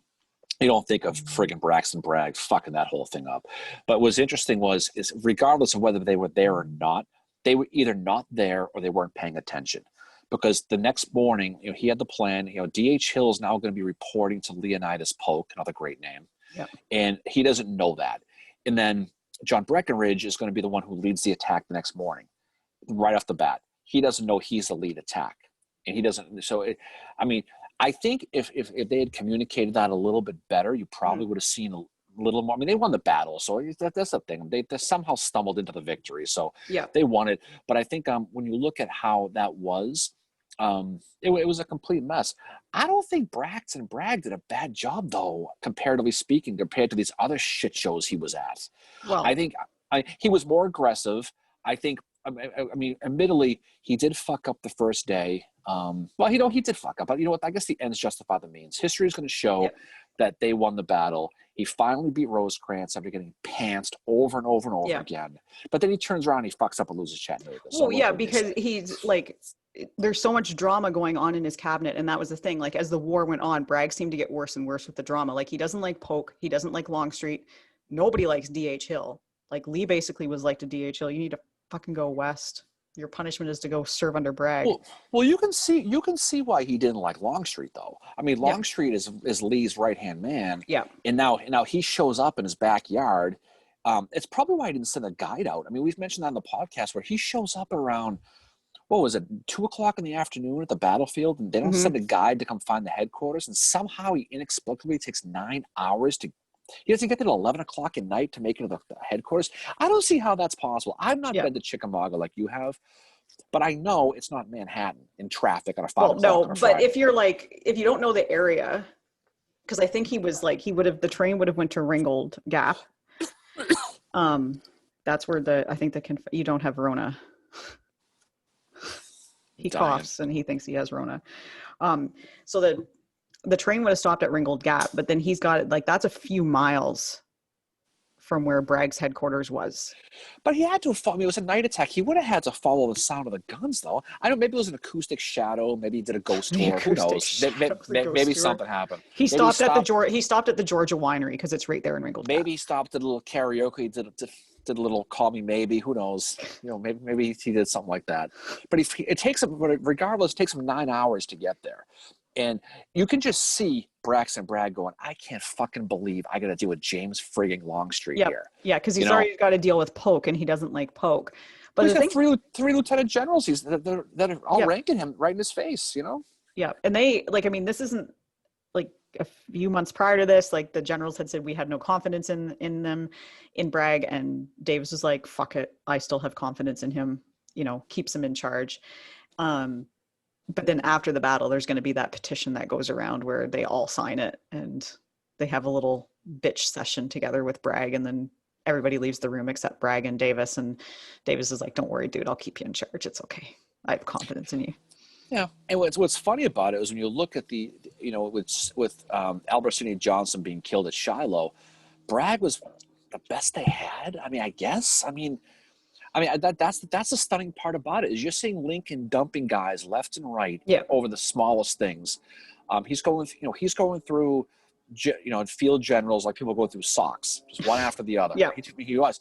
Meanwhile, you see the whole you see the Confederacy where it's just completely screwing up, and but yet they keep them.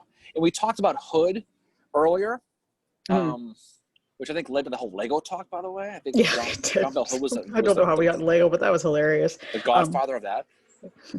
Phil said Bragg hated Forrest and Morgan. Yeah, it's Bragg really had something personal against Forrest. It was crazy. Like he basically what he does after Chickamauga is he takes part of Forrest's command away from him without telling him, and that pisses the out of Forrest to the point where he writes this scathing letter, and it's brilliantly insults Bragg. And he says, he ends the letter by saying, if you ever come near me again, it will be at the peril of your life. So he threatens to kill him. Yeah. I mean, there's a lot of that with people. I mean, I like the story after Five Forks of Pickett, where he basically pisses off Robert E. Lee, and he ends up, seeing him later on, and he says to his probably Sorrell or one of those guys, he sees Pickett go by and goes, "What is that man still doing with this army?" So you see a lot of that, and and it's just one of those things where it's just a complete shit show. Mm-hmm. But again, we've said this a billion times. We've had so much time to look back and dissect and analyze every step these guys have taken, for good or bad, critique every single thing. Mm-hmm. This stuff was all done in real time, and you don't know what was going through even a Braxton Bragg's head. The train at the train at Knockabout. The train at Chickamauga is swamps and woods and trees, and he doesn't know who's coming, who's there. You still had 50 to 60,000 people on the Union side. You got reinforced on the Confederate side by Longstreet's guys. You still have, so it's a big. I think it was 65,000 Confederates and 60,000 Unions. So you have the edge. But that's the thing is you don't really know. Even with strong cavalry guys like Forrest, he was more the fighting guy than the surveillance guy. So I don't know. I mean, and the intelligence was not the greatest for either Bragg or Rosie at all. The other thing too to keep in mind when you're studying any of these battles, and if you have memoirs of the generals, is that the generals, and I love Grant, I love Sherman, but they make themselves look so much better in many instances. Lookout Mountain, for example, is one where Grant basically was like, that did not happen. And that just like, I feel so bad for Hooker. Like that's one, like, I mean, Well, I really have come to respect Hooker. Like he deserves to be remembered for more than getting concussed at Chancellorsville. I mean, Hooker was radioactive to Chancellorsville. I mean, oh yeah, from that point on going forward, he had 3 months of where he was like just bumbling the fuck around, and then finally at Lookout Mountain, I think he found the confidence. He found Joe Hooker again, because what he did at Lookout Mountain, I think, like, to me, it saved the Union. And Bragg, Grant was like, whatever. He didn't really do anything. It's kind of sad, actually. Look at you, bro. Hooker saved the Union at Lookout Mountain. There's the headline right there. You know, Jen just said, "Oh yeah," probably in reference to the memoirs. Yeah, we'll have fun with those. We'll have no, and I mean, I love Grant's memoirs. I love Sherman's. They're great. They're a wonderful resource for the Civil War. But that's why you need to read a lot of different sources, because there is going to be bias in them. You know, it's just bias. Like, no, not from the generals. Are you serious? This would be biased. You're gonna tell me that Longstreet's memoirs are biased against Lee, or Chamberlain's passing of the armies doesn't embellish, or, you know, really? This is breaking news. This is news to you? This is my shocked face.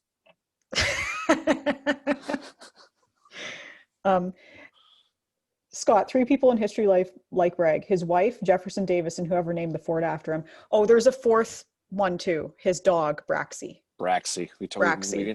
Yeah. But Bragg was the type of person that hated everybody, but he would be fucking chewing you out and tearing a strip off you, and then he would look down at his dog and be like, "Oh, you're such a good boy, Braxy. You want a treat?" Oh. That's exactly how he was. You would find him like rolling around the dog on the floor, like taking the dog out for a walk and stuff, and he'd be super sweet to the dog, but then he would look at you and be like, "Hey, fucker." Wow. I gotta say, it's nice to hear you say that to someone besides me for a change. You should consider yourself special for that. I know, that's fine. But I mean, being told fucker first thing on a Monday morning. Morning, fucker. To really get the blood going on a Monday. Okay. What do I do now? Yeah, you beat that. Day's peaked already. Eventually you'll answer to fucker. Like I beeping the horn didn't like that one. Jen said, "I'm just a hobbyist, so my favorite thing to do is read memoirs and bios first. I've just now started to delve into the battles." Yeah, that's the way to do it.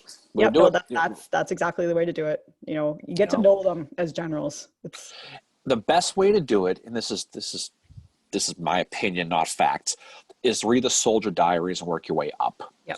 Because if you read the diaries, you find out what the people really like ahead of them. If you start with the memoirs of the generals, I mean, every one of their memoirs is a victory lap. It's a circle jerk of history, is what it is. Okay. It is. Okay. So if you want to, really learn from it, start at the bottom, work your way up. And then again, the battles are cool, but it depends on who you who you read. Yeah. Because there are definitely different slants on the specific battles. Yeah, and there's definitely different levels of detail. Like for somebody just getting into Gettysburg, I would not say go read Coddington. I would say start with Noah Andre Trudeau. Like, because, and the one Trudeau at the beginning. I would say start with Noah Andre Trudeau's Gettysburg. The reason for that is because he tells it from the soldier's perspective. He uses a lot of their diaries, a lot of their words to tell the story of Gettysburg. He does it in a manner which you don't get too lost in the details. And I mean, I know I enabled you on that book, so you'll read it eventually and you'll see what I mean. Amazon thanks you. Yeah. And then I say from there, like go to Sears and then start into the heavier, like the Fawns and the Coddingtons. And then you can start going into like the day by day. I think the best Gettysburg books by far is the Harry Fawns trilogy. Oh yes. Yeah. But you, again, this is 3 books really on 2.5 days. It's a lot of detailing, but he writes very, very well. If you're studying for the battlefield guide exam, read Coddington, because that's where a lot of the stuff comes from. It is very detailed. It is reading. It's very dry, but it's a good read. Yeah. Sears, I think, is pretty good. Sears does a much better job. The Gettysburg campaign from June 3rd to July 1st, the beginning part of it, does a real good job with that. But you really can't go wrong with really any of them. The Trudeau book, admittedly, I have not read yet. That's another. But that's the one, because it is not overwhelming in details. Because if you tell someone to start off, like some people, if they start off with Fawns and Connington, they'd be like, fuck, what the hell? Trudeau is like giving a really good overview. And Trudeau's book about the March to the Sea, Southern Storm, is, again, Trudeau's the type of writer that uses the words of the soldiers to tell the story, which is really cool. Yeah, I'm looking forward to reading that one. That's the next book on the agenda. And of course, you enabled me on the other Trudeau book on Gettysburg, so I'll read that. It'll be my next Gettysburg book. But I've enabled you on a few too, so I can't. Yeah. Black Iron Mercy, which is a historical fiction about the Iron Brigade, which I was reading. I was reading that last night when I was done editing the podcast. And then Assassin's Accomplice, which is about Mary Surratt, another excellent book. And I think there's been a couple others too. There's been a few. I tried to enable you on the Fonz books. I just let you borrow mine. They're expensive. Yeah. Well, I was almost going to buy them and then I couldn't, like, I've had them used and you're like, no, you can borrow mine. Well, I mean, they're, I think even used, I mean, they're probably 25, 30 bucks a piece, right? Oh, so American Brutus is the other one. Oh, but that's a good one though. Yeah, Jen agrees about Trudeau. Yeah, I guess that'll be an interesting one for me to read, but I think it's probably a little more basic. But I like the soldier stories.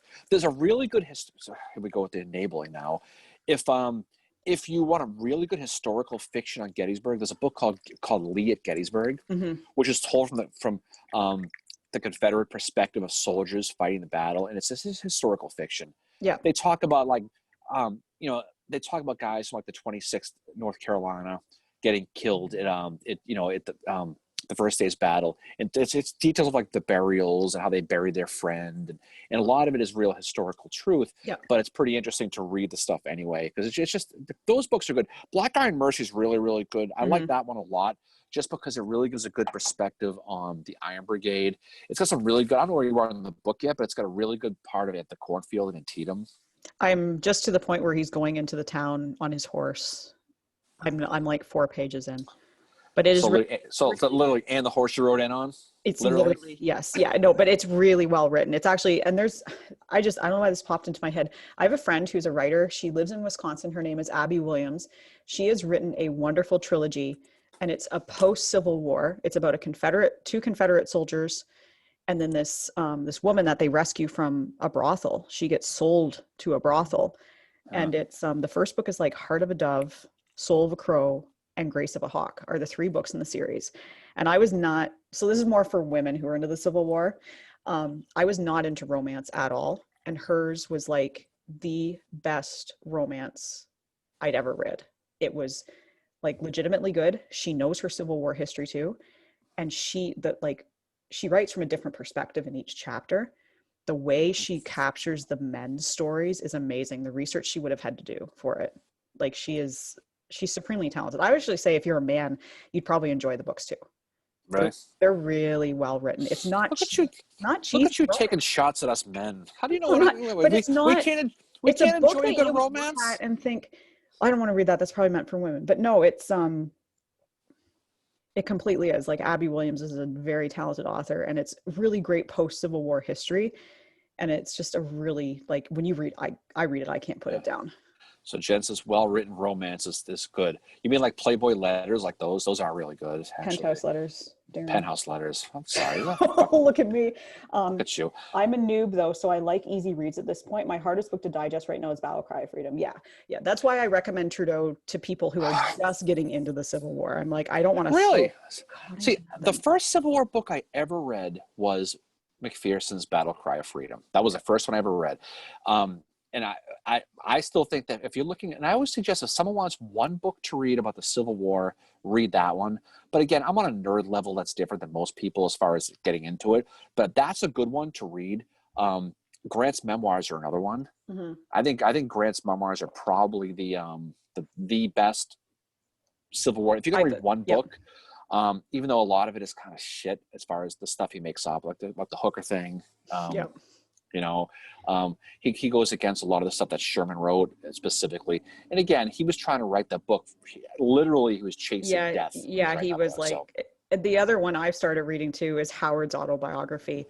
He's a wonderful, eloquent writer. And he's actually pretty hilarious too. He's very self-deprecating at times. So it's like Penthouse letters, Howard's diary.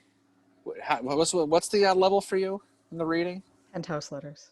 I said Penthouse letters. Look at you correcting me on friggin' porn. Oh my God. There's an enabling right there. And here we are.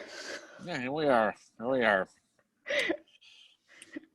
The other historical fiction, though, too, I've mentioned this a few times, is Jeff Shara. Yes, Jeff Shara's really, really good. His Western theater, like The Smoke at Dawn. I've listened to that audiobook 6 or 7 times. So better than Michael Shara? Yep, I like him better. Really? Yep. Wow. Okay. Yep. I know that's another bar fight thing right there. Breaking Jeff's news right there. Michael. Fincher likes Jeff better than Michael. Oh my goodness. Yep. I mean, don't get me wrong. I love The Killer Angels. It's an amazing book, but did you read Last Full Measure? Yep. That's Jeff Shara. Oh, is that? I thought it was Michael Shara. No, Jeff. So talking about that. Michael Shara wrote The Killer Angels, and then Jeff Shara wrote Gods and Generals, and The Last Full Measure. And the alternative history where Hooker commands the 30th Corps. Yeah, well played. X. Yeah, we talked about that for a while. Yeah, that needs to be another shirt that Jen designs for us. Is like that, XXX with Hooker and Butterfield on it. Just picture the battle flag with neon XXX live girls, blinking, and his sickles stumbling up in his. Scott I'm 3 books in on the quadrilogy. Oh, so you're on The Smoke at Dawn. Scott, what do you think of The Smoke at Dawn? I think it's my favorite in the whole series. I know you got one more to read, but so The Smoke at Dawn, my 2 favorite characters in that are Sherman and Claiborne. And the reason it's funny, so you have Bragg as a character, and Bragg's chapters, I just wanted to fucking strangle him. Like, he writes him so well. And then Claiborne, the reason he chooses Claiborne is the exact opposite. Claiborne's this very even-keeled guy, and all the opposite of Bragg. And there's one scene where they have a meeting together, and it's from Claiborne's perspective. And you can see Claiborne's thinking my God, Bragg has lost it. Do people still read books now, or do mostly just listen now? What do people do? I know you do, but I do. I'm the average person. I've honestly, can I tell you a secret? Yep. I've never listened to an audiobook in my life. Oh, never. I didn't until I worked at a library, and a lot of my job is if I'm shelving books or something, or sometimes if I'm out for a walk or long road trips. For instance, when I come to Gettysburg, once the border opens, I'm probably going to listen to The Smoke at Dawn again. Mm-hmm. I like to read. I like to go back and reference things, and I remember, read a book and someone says something. I remember so-and-so wrote that before. But I've got so many books I had now to read now. Not just because of you. Actually, yeah, because of you. The fuck am I talking about? Yes, because of you. Fucking crazy. Well, me too. But I'm listening to American Brutus. I listened to Fierce Glory, which you just got in the mail. I just got that yesterday. Yeah, very excited. I listened to Eric J. Wittenberg's Holding the Line on the River of Death, which was the book that he did his lecture on the other night. Jen says, I listen to books because I'm constantly drawing, so I want to multitask. Yeah, that's kind of how I am too. If I'm doing something, I like to have an audio. There's nothing wrong with listening to books at all. I'm just saying I've never done it. Maybe I should start. But I like having the books. I like sitting up in the morning, getting up early, and just reading a book and having coffee and just kind of just sitting back with the book. I enjoy that very much. Yeah, Scott said, I like the book, but the Siege of Chattanooga was my least favorite battle of the 3. Interesting. Wow. Yeah, it's interesting to see what people think of these books, because my least favorite of that series was probably the 4th book about the March to Sea. Surprisingly, I just felt it wasn't. I think Jeff Shara was kind of rushing to finish it, but it didn't grip me like the other ones did. The one about Vicksburg is excellent. But he writes if you listen to it, it plays out like a movie in your head, because the narrator is so good. Didn't Jen Price mortify him? Did you tell me that story? Yes. Yeah. Jen met him, and he was not sure if those girls were supposed to be there. He didn't think, I think he was whoa. But he was kind of like that with me. When I went up to get an autograph, he's like, oh, hi. And I'm like, hey, I said, I'm actually from Canada. And he's like, what are you doing here? And I'm like, I'm here for Remembrance Day. And I said to him, I'm huge into Sherman, and I said, I just want to thank you because you wrote him so well. Wow. And he autographed all the books for me. But I was genuine in that. He wrote Sherman very well. Did you call him a fucker? Probably. Hey, fucker. Yeah. Can you make it to sign fucker? Actually, I'm going to get you autographed copies of the books, and I'm going to have him just say hey, fucker. Hey, fucker. Best wishes, Jeff Shara. Yeah, that's what it's going to say. That'd be actually pretty funny. His name is really fucker. Really is. His mother really hated him. We're going to be in Gettysburg, and you're going to be off somewhere, and I'm going to want to call you back when I'm hey, fucker. I'll be at the 4 score. I'll see you there. Yeah. You got that backwards, by the way. You're the one who's be at the fucking 4 score. Where'd Mary go? Oh, she's the 4 score. Okay. So Fritz said he does both. That way I can still listen at work. Yep, that's what I do too. Scott said the civilian aspect of the Vicksburg book was eye-opening for me. Yeah, there's a civilian character in the Vicksburg one, which was really, that one actually made me uncomfortable with how they were having to live. Oh, and eating like the rats stuff about the dogs and the one, like there's this one part about about a dog and I'm like, oh my God, that's, Jen said, oh God, Sherman would lose his shit if you called him a fucker. Fritz says, have you guys read Cherno's Grant biography yet? I own it, but I have not read it yet. Yeah, me too, same deal. I haven't, but I haven't read it yet. I want to read it. The other one I read that came out at the same time about Grant was American Ulysses, and it is excellent. It's by Ronald White Jr. He also wrote A. Lincoln, obviously a biography about Abraham Lincoln. He's an excellent author. I'll say. Yeah. Look at me, I'm smart. I thought it was about McClellan. I'm sorry. You know. Fucker. Jesus but God. I do want to read Cherno's Grant biography because that's what the Grant miniseries was based off of. A miniseries is awesome, by the way. So I guess I'll ask Fritz, have you read it yet? And if you have, what did you think of Cherno's Grant biography? Yeah, that miniseries was fantastic. And I don't want to say I was skeptical going into it. That was like Civil War porn. Oh, God, that should be on Civil War Red Tube. Forget friggin' History Channel. Well, I just remember I couldn't get it, so I was like, I spent the night messaging with you, and you were giving me like the fucking play-by-play of it and stuff. And you need a tube socks to watch that at my house. I mean, that was perfect. That was absolute pure Civil War porn the way it was. And the John Brown one's coming out soon, isn't it? Yep, it is. When is that? That should be really soon. I think so. Yeah. Okay, Scott said, after that I read The Siege of Vicksburg by Richard Wheeler. Wheeler's book on Gettysburg is a good book too. He takes firsthand accounts and expands on them. Interesting. I haven't read Wheeler before. Well, I'm almost done with Groom's book on Vicksburg, and I liked it for the most part. Yeah. It's just very slow going. I mean, did they talk about the beginning of the Vicksburg campaign? He goes back to when dinosaurs roamed the earth. That's how far back he goes. He goes back to the Big Bang Theory as far as how this thing starts. I mean, you don't even get, this book is 500 pages long. It doesn't even get into the Battle of Vicksburg to like 400 pages in. Well, that's like, okay, so Miller recently wrote, I can't remember what the guy's first name is now, but Miller wrote a book about Vicksburg, which was basically Grant's campaign that broke the back of the Confederacy, I think is the full title. And it's excellent. But he takes a little bit to get into it as well. But he's talking about the Navy, or about like the Navy a lot and how that factors into it. But he writes a very compelling narrative about it. And I really hope, Donald L. Miller is his name actually.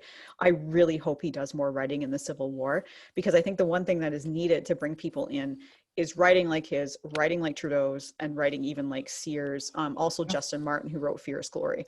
Like, you have to bring the people in, because if they can get in on, kind of a starter book, which is what Scott says the Wheeler book is a good starter book, then you're going to be more apt to do those deeper dives. Whereas if it's all academic, you're going to scare people away. That's the academic books are great for people who you've really got into it. You've read probably 5 or 10 books on a subject, and you want to get to a higher level of just the breakdown of what your intention is. I mean, if you just want to be a casual history fan and just want to read certain books, you're going to read certain ones. The Wheeler book, Gettysburg, is a good one actually too. I like the book on Vicksburg because it's great about the Navy. It talks about the Battle of New Orleans, talks about Butler, talks about Porter, talks about Farragut, talks about all the people who made up that Navy, because the Navy does get screwed in the Civil War history. Oh, it does, yeah. I mean, you hear about the Battle of the Ironclads, and you hear about maybe New Orleans, but you don't hear and you hear about the running of the guns at Vicksburg. That is my I love the running of the way Miller writes the running of the guns. I was on the edge of my seat reading it. It was so compelling. It's so cool. And I feel compelled, like, Edward Beers just died. We talked about that. Yeah. And, I don't think we talked about that. He was, people who know who he is, if you don't, he was probably the historian of the Civil War. And he just died about 2 or 3 weeks ago now. Yeah. And he was 96, 97. I mean, real long life there. But he was the one who found the Cairo. Can you imagine that? That's I mean, amazing. he finds an actual Civil War Navy boat that he finds, and he's a historian.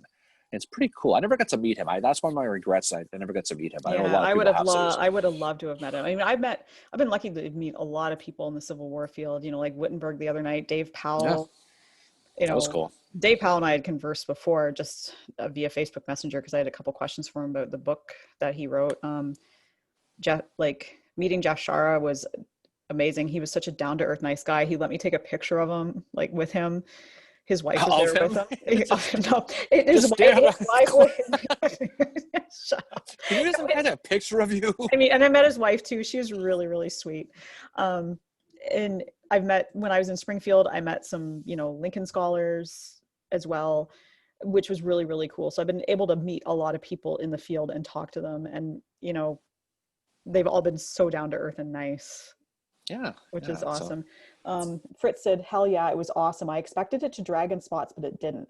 I like it much more than the one he wrote about Hamilton. I'm big into Reconstruction. Grant is the most underrated president because of the lost cause.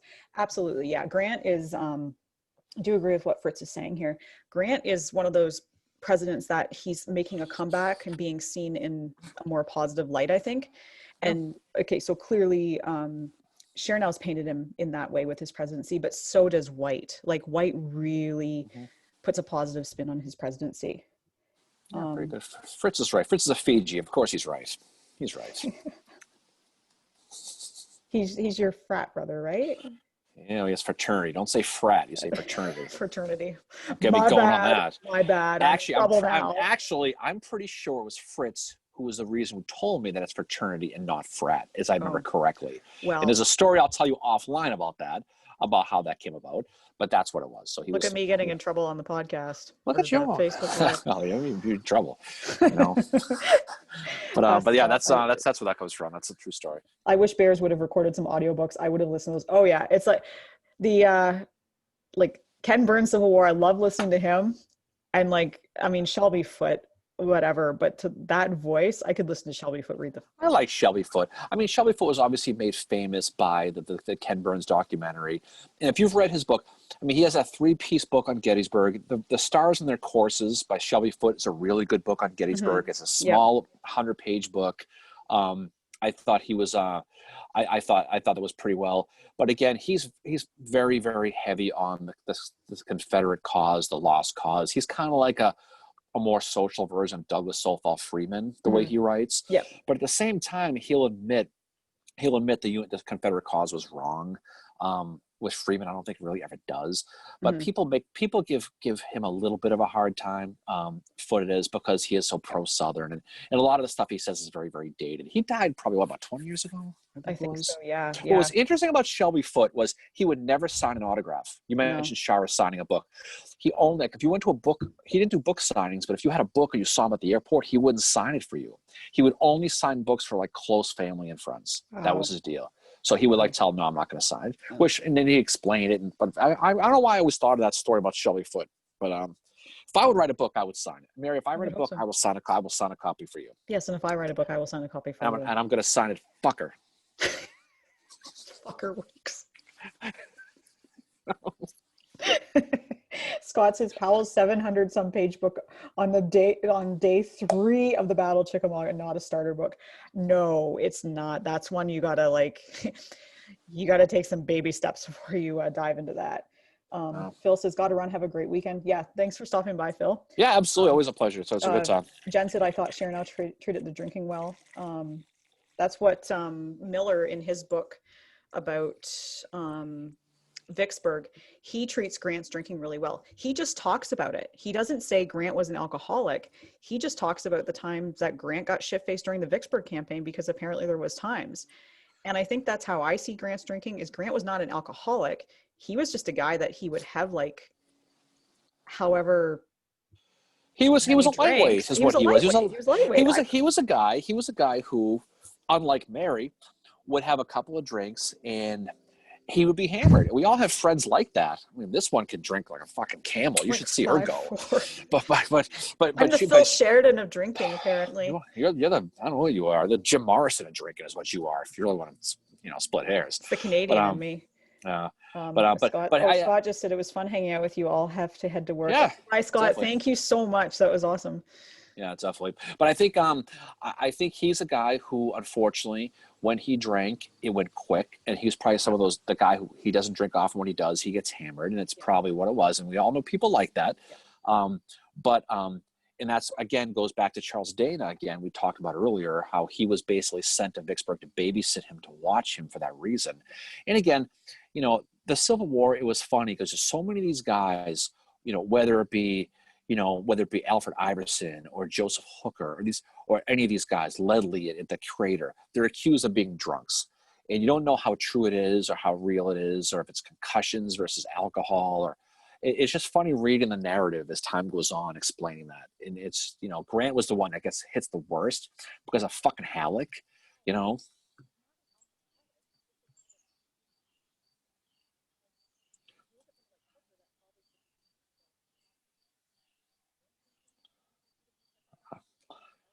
Your audio is gone. Can you hear me?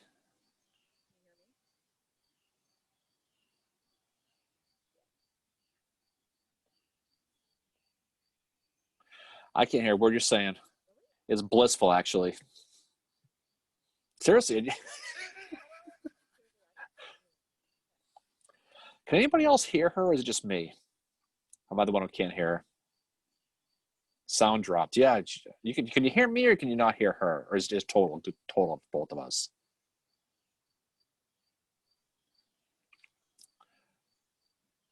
Yeah, I don't know if the sound dropped. Mary, can you hear me? See, I can't hear you at all. Yeah, so the sound dropped. So I'm not sure what the deal is with that. So, do you know signs? So nobody can hear us either, huh? Oh, well. I guess we're done then. I guess we'll call it a day. So you can hear me, but you can't hear. She spells my name wrong. Can hear Darren and Don Mary. That's what I can hear. I can hear me, so I can say whatever I want, and she can't respond to it. So I'm going to go on a rant now, and she won't be able to respond. I can only hear the Yankee. Oh, God. Use a Y word. Can you hear me now? Now I can hear you now. Okay. Where'd you go? I put on the external microphone on my laptop. So thing died. So yeah. Okay. I could have said whatever I wanted. You couldn't respond to it. That would have been perfect. So Fritz says Shelby Foote is lost cause, but he is like you guys. He gives life to the people. They are not just names, but the lives of and feelings of the people who lived it. Wow. Thank you, Fritz. That means a lot. That's really cool. That's really awesome. Yeah, no, that's what we like to do, is find different stories about these people, kind of breathe life back into them, show that they're more than just dots on a map. Because they were human, right? And they had thoughts and feelings like the rest of us, whether they fought for the Union or they fought for the Confederacy. They were humans. Well, look who's here. Jen Price stopped in. Nice of her to stop hugging trees to come drop in our podcast once in a while. Amelia said, my entry to Shelby Foote was through his correspondence with novelist Walker Percy. Starts while he's writing his novel about Shiloh and tracks some of his later nonfiction. And he comes off as a real dick in his personal life. Amelia's my Who wrote that? They were great friends despite this, and it's endearing to the way you have dick friends whom you love. Still a dick, love his voice, though. I agree, Amelia. Wow, you're a dick, but I like your voice. That's a talk about a passive aggressive comment. That's Fritz said I can only hear the Yankee. Well, we're both Jen. Yankees by definition. Yeah, we'll stay on a little bit longer for Jen because she just got here. Fritz, are you still living in New Mexico? Because I'm pretty sure if you are, that theoretically makes you a Yankee too. I'm just saying. Or Oklahoma, Jen too. was at a race. How'd your race go, Jen? She responds to that. I'll see how she does. But in any case, yeah. But going, putting a final touch on the beginning part of the Vicksburg. Vicksburg Chickamauga campaign. It's interesting the way it sets up. It's a fun. Sorry, Darren, my big boss's name is so many phone. Oh, I'm just kidding. No, you know how many people spell my name wrong? I don't even care anymore. I mean, no, I was named after Bobby Darin. I was just about to say you were named after Bobby Darin, and which is why John, and sometimes I call you DJ. No, thank you for that. But that's why it's spelled Darin. And I guess, like my mother says, she's just happy. You should be happy that I'm like Elvis. Okay, which is fucking whatever. Oh no. Oh, okay. El Norte. Okay, cool. Okay, but but I get my name spelled. No one spells my name right. When I'd go to the stores, all the kids would have those little keychains with their names on them, Tim and John and Jeff, and I could never find one of my name on it. To this day, I can't. So. Fucker, I spell your name right all the time. Yeah, Fucker. It's easy. It's very easy to spell my name right per you, fucking Fincher. Jen said for her run, she did 4 miles in 46 minutes and 35 seconds. Awesome. I can drive that fast. I mean, I can.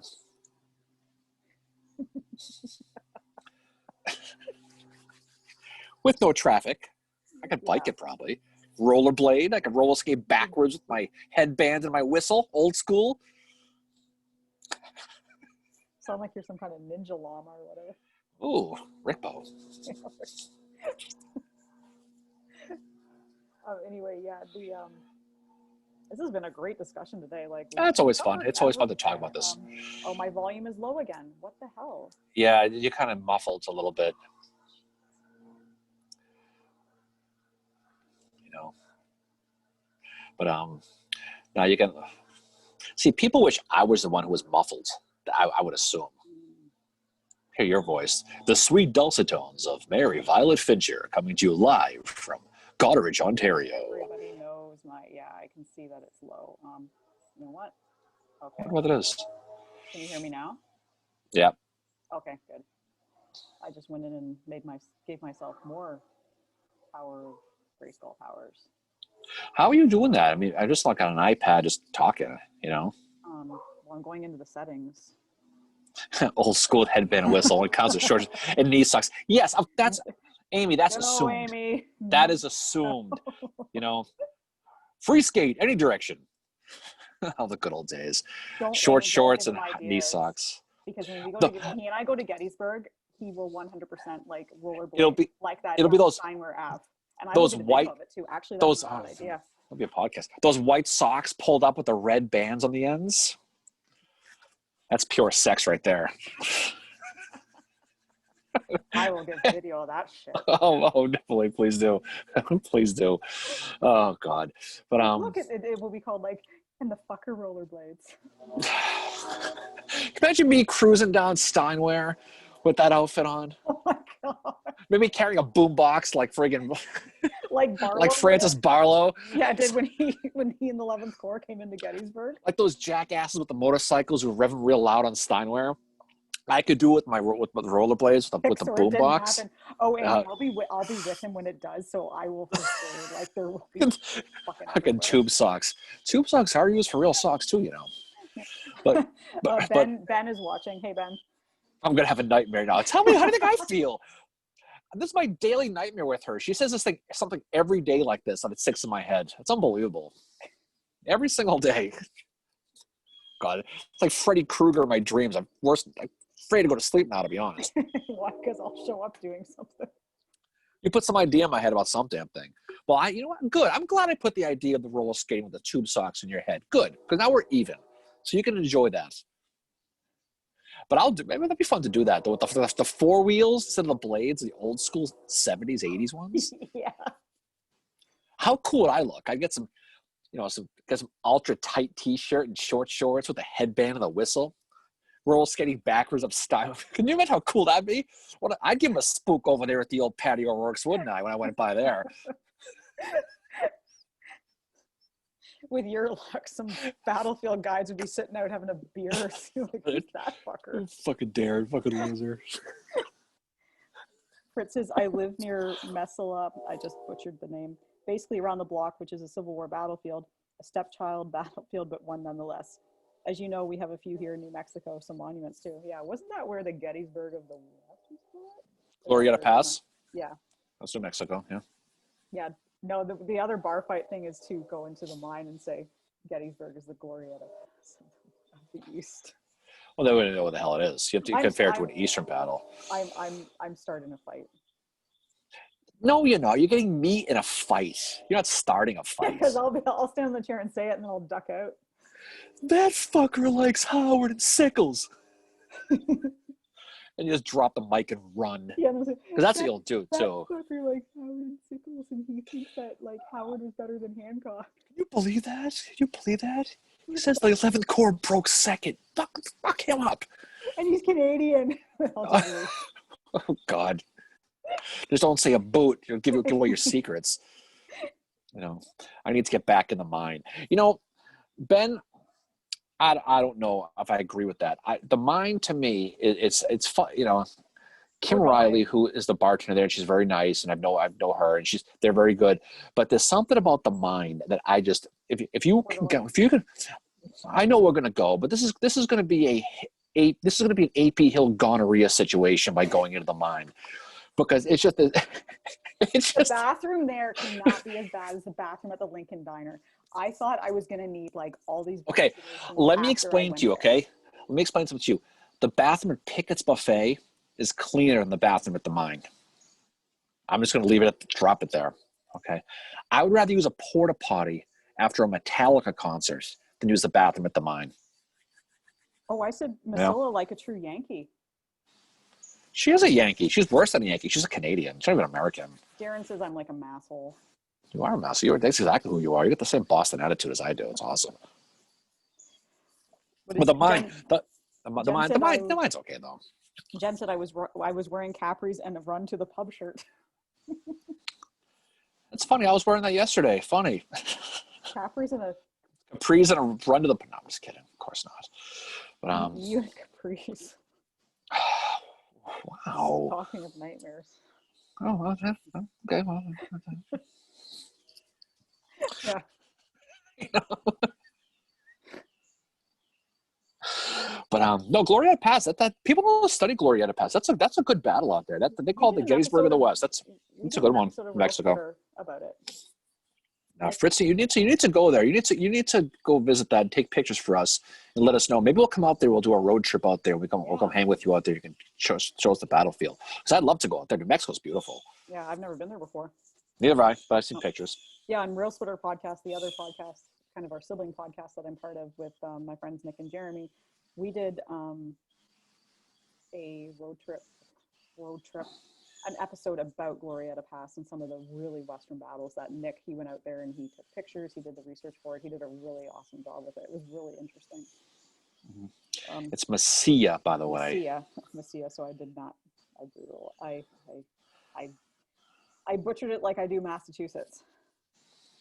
Yeah, you still can't say Massachusetts. I'll never be able to say Massachusetts. No. But yeah, so Fritz is New Mexico now. Yeah, for Texas is cool. That's a cool place. It's a nice place down there. I miss that place a lot. I got to get back down there again. Yeah, that was some time of my life down there.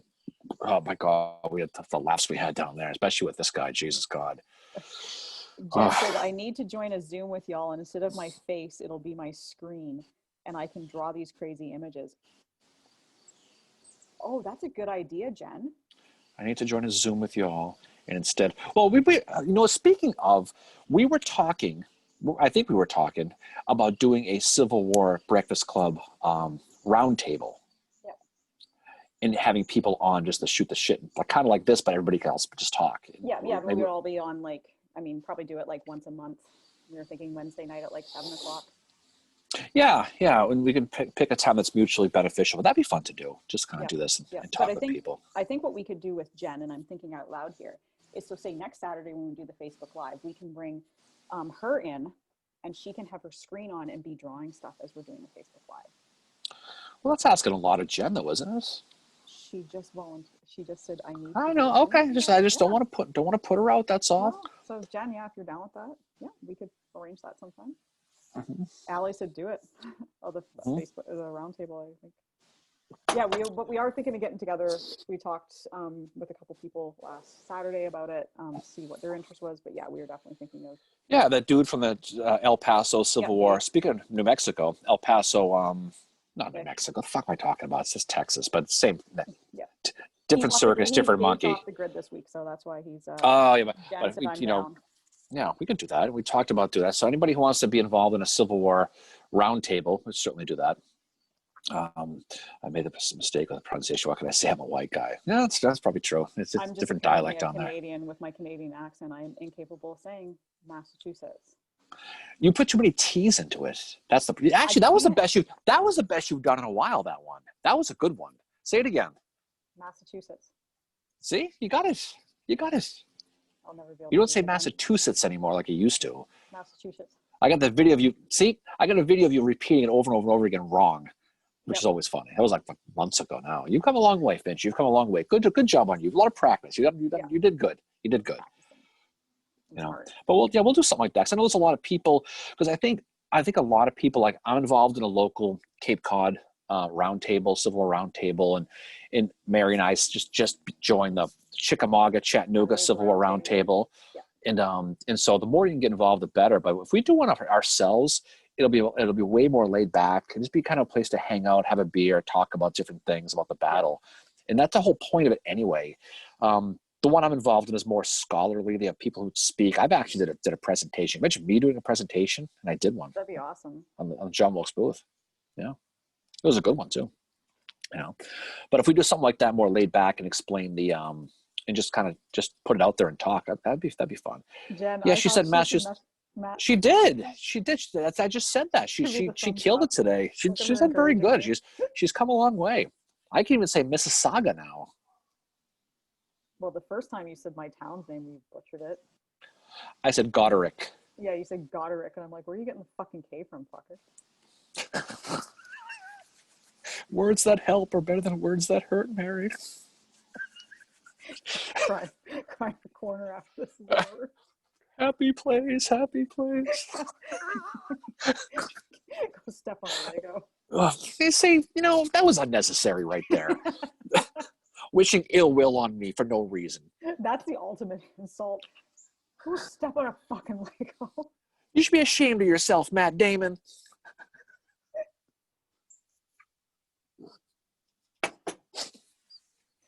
But yeah, I think the roundtable thing for us will definitely happen, because I'm trying to get a bit of a community on here, which is what we're doing with these lives. And today was like, they keep getting better, and they're different every single time depending on. Yeah, I think the whole point of all of this is just have fun.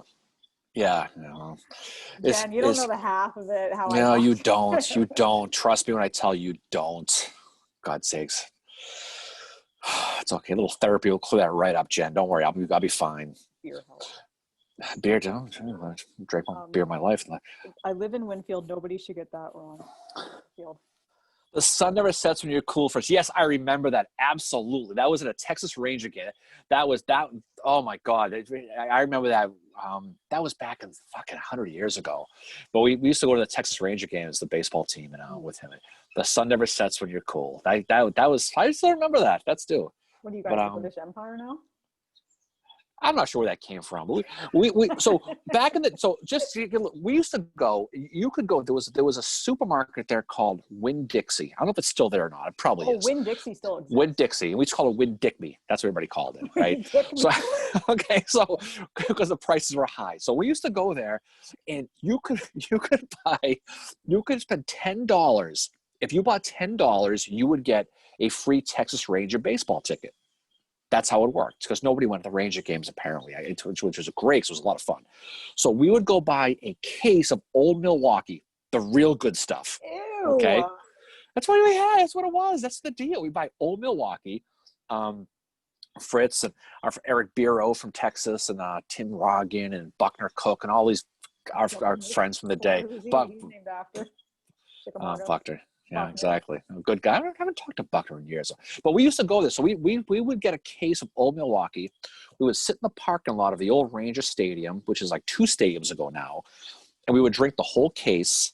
And then we get a free ticket. We'd waddle into the Ranger game. And they used to sell beers. It was almost like in popcorn containers, like at the movie theaters. And it was like $5, and it was like 40 fucking ounces. It was like Poseidon drinking the fucking oceans, these beers. And so we would just drink, we just sit in the outfield and just drink and yell at the ball players and yell at guys. Oh, that was so much fun back in the day. I think you just described how life was in the 30th Corps. Right, it's Albertsons. It wasn't Winn-Dixie. He's right. That was a good time we did that. I remember going. Gross. And one of our friends, Jerry Conger, who Fritz certainly remembers, used to work for the Rangers, so he used to get us the good seats. We would buy these cheap seats or the free seats, and we would get seats right behind home plate because he used to work for Texas Rangers. That was. And then would you be like the 30th Corps then too? I mean, what? No, I was just gonna say what you described with the drinking and the yelling at people was like that's the 30th Corps. Oh yeah, exactly. Albertsons. I haven't thought about that in a while, but they used to have those coupons. That was fun. That was some good times down there. That's a great place. I got to get back down there again. I miss that place so much sometimes. You know, Buckner, Simon Bolivar Buckner. Well, we were talking yesterday about that tornado. Yeah. And I saw the tornado when I was living down there. Me and my friend Eric, he lived in Granbury, Texas, which is about, I don't know, 50 miles west of Dallas, Fort Worth. And we stayed there and we saw that tornado. And I remember, speaking of the Civil War, trying to tie this all together, Eric's father was a huge Confederate guy. Mm-hmm. So I remember going to his house, and his basement was all Confederate stuff, flags and General Lee and Stonewall Jackson, all the friggin' heroes, you know.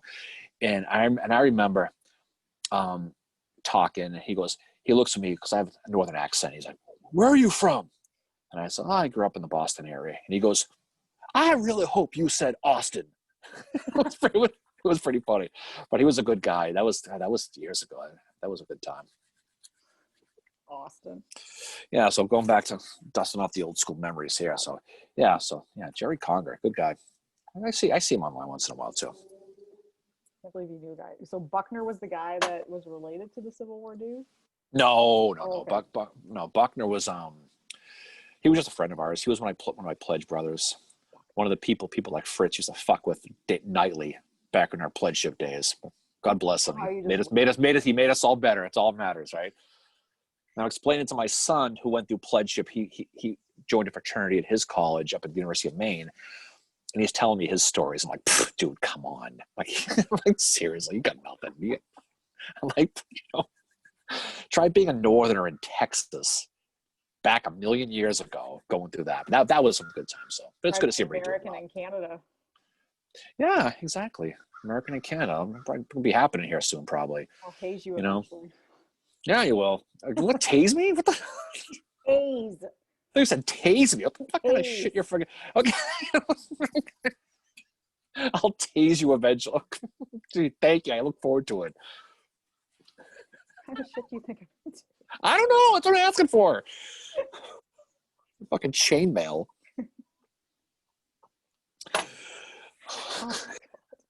Anyway, I think we're about done. It's about 2 hours. I think we're about done with this. Yeah, I think so. Yeah.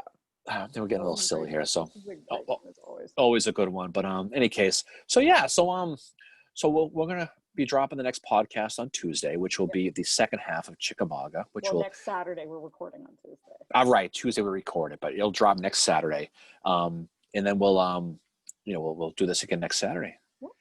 And I'm gonna guess Darren's carpetbagging days. Yeah, we could do a whole Facebook Live on Darren in Texas with these people. That was some good times. Yeah. I there's probably not in all seriousness, since Frisch just mentioned that, there's probably not a day that goes by I don't think about down there, the fun we had down there. It was such a great. It was one of the best decisions I ever made was going down there because there was so many cool people and there was just so many different experiences. It's so different from here, and but guys like Fritz are awesome. I love the guy. He's just a cool dude. So that's awesome that he joined us today. And yeah, absolutely. Yeah, we love everybody who joins us and who contributes and makes comments and all that. That's awesome. Yeah, that's fun. And so Jen will definitely pull you into one of these so you can draw on screen. Yeah, because I've watched her draw before. Jen's going to be one of our guests coming up here soon. Yeah, Jen Price is going to be one of our guests coming up. Well, can't tell the secret of when it's going to be because we got to talk to her publicist and her agents and work out all the contract information. But there is going to be a Jen Price sighting on the Civil War Breakfast Club podcast within the next couple months. Yeah, and definitely artist Jen. The other Jen, she's part of the Jen Squared here. Yeah, we'll definitely pull you into one of our Facebook Lives and, Or as we call it, the Jen Mafia. Yeah, the Jen Mafia. Yeah, that's exactly what it is. It's nice to have Jen Squared back this weekend. Yeah, it's good to see them both back. Nice of Jen Price to bless us with their presence after being too busy and being Antietam last week and being too cool to hang with us losers. But that's okay. Welcome back, Jen. It's good to see you again. Jen, I hope you have a good trip. Jen's absolutely. dying. Oh, that's too funny. Yeah. Anyway. No, we will be having some more guests coming up, like, because we want to have guests on the show. And but yeah, definitely want to have artist Jen on to showcase her talents, because she's very, very good. Jen Rowling's unbelievable. I've never seen anybody draw like her ever in my life. She's unbelievable. So I should actually, I just got an idea. Oh, you did? Yep. I like the Jen. Yeah, it's the Jen Mafia. Jen Mafia. Yeah. Rowling, you need to comment with your website so people can see your art. Seriously, because it's unless they follow you on Twitter or on Facebook or Instagram, those sites, people don't see it. That stuff is amazing. I remember the stuff, the picture you did for Fincher here on her birthday was amazing, and just the stuff you post is really, really good. I'm actually thinking of getting that picture she did as a tattoo someday. Oh God. Yeah. Remember the picture I gave for you on your birthday? As a matter of fact. Oh yeah, that was the best. between you and the Jen Mafia, you all gave me the best birthday ever. Like, I got that picture from you. Price is sending me shit and doing stuff for me as well, and then Rolling sends me this Howard picture, and I'm like, this is the best birthday ever. Oh, that Howard picture was awesome. Yeah. God, considering how shitty 2020 has been, like, I had the best birthday I've ever had. It was amazing. 2020 is going to be okay when the final book is written on it. Hopefully everybody stays healthy and the big picture with that. But at the end of the day, I got a feeling we're going to look back and we're going to realize it was going to be okay. I think there's going to be some pretty amazing stories coming out of 2020. I think there will be. Those stories are to be told, so we will talk about those down the road. So exactly. Jen said, no, I just don't give a damn. I don't get a damn signal out there. Wasn't ignoring you. Jen, that fucker Darren is just teasing you. I know how he fucking knows how the signal is at Antietam, because when he was like fucking around in the cornfield. Well, I'm just saying, I'm pretty sure I called you to say I was lost in the cornfield, and I got through pretty quickly.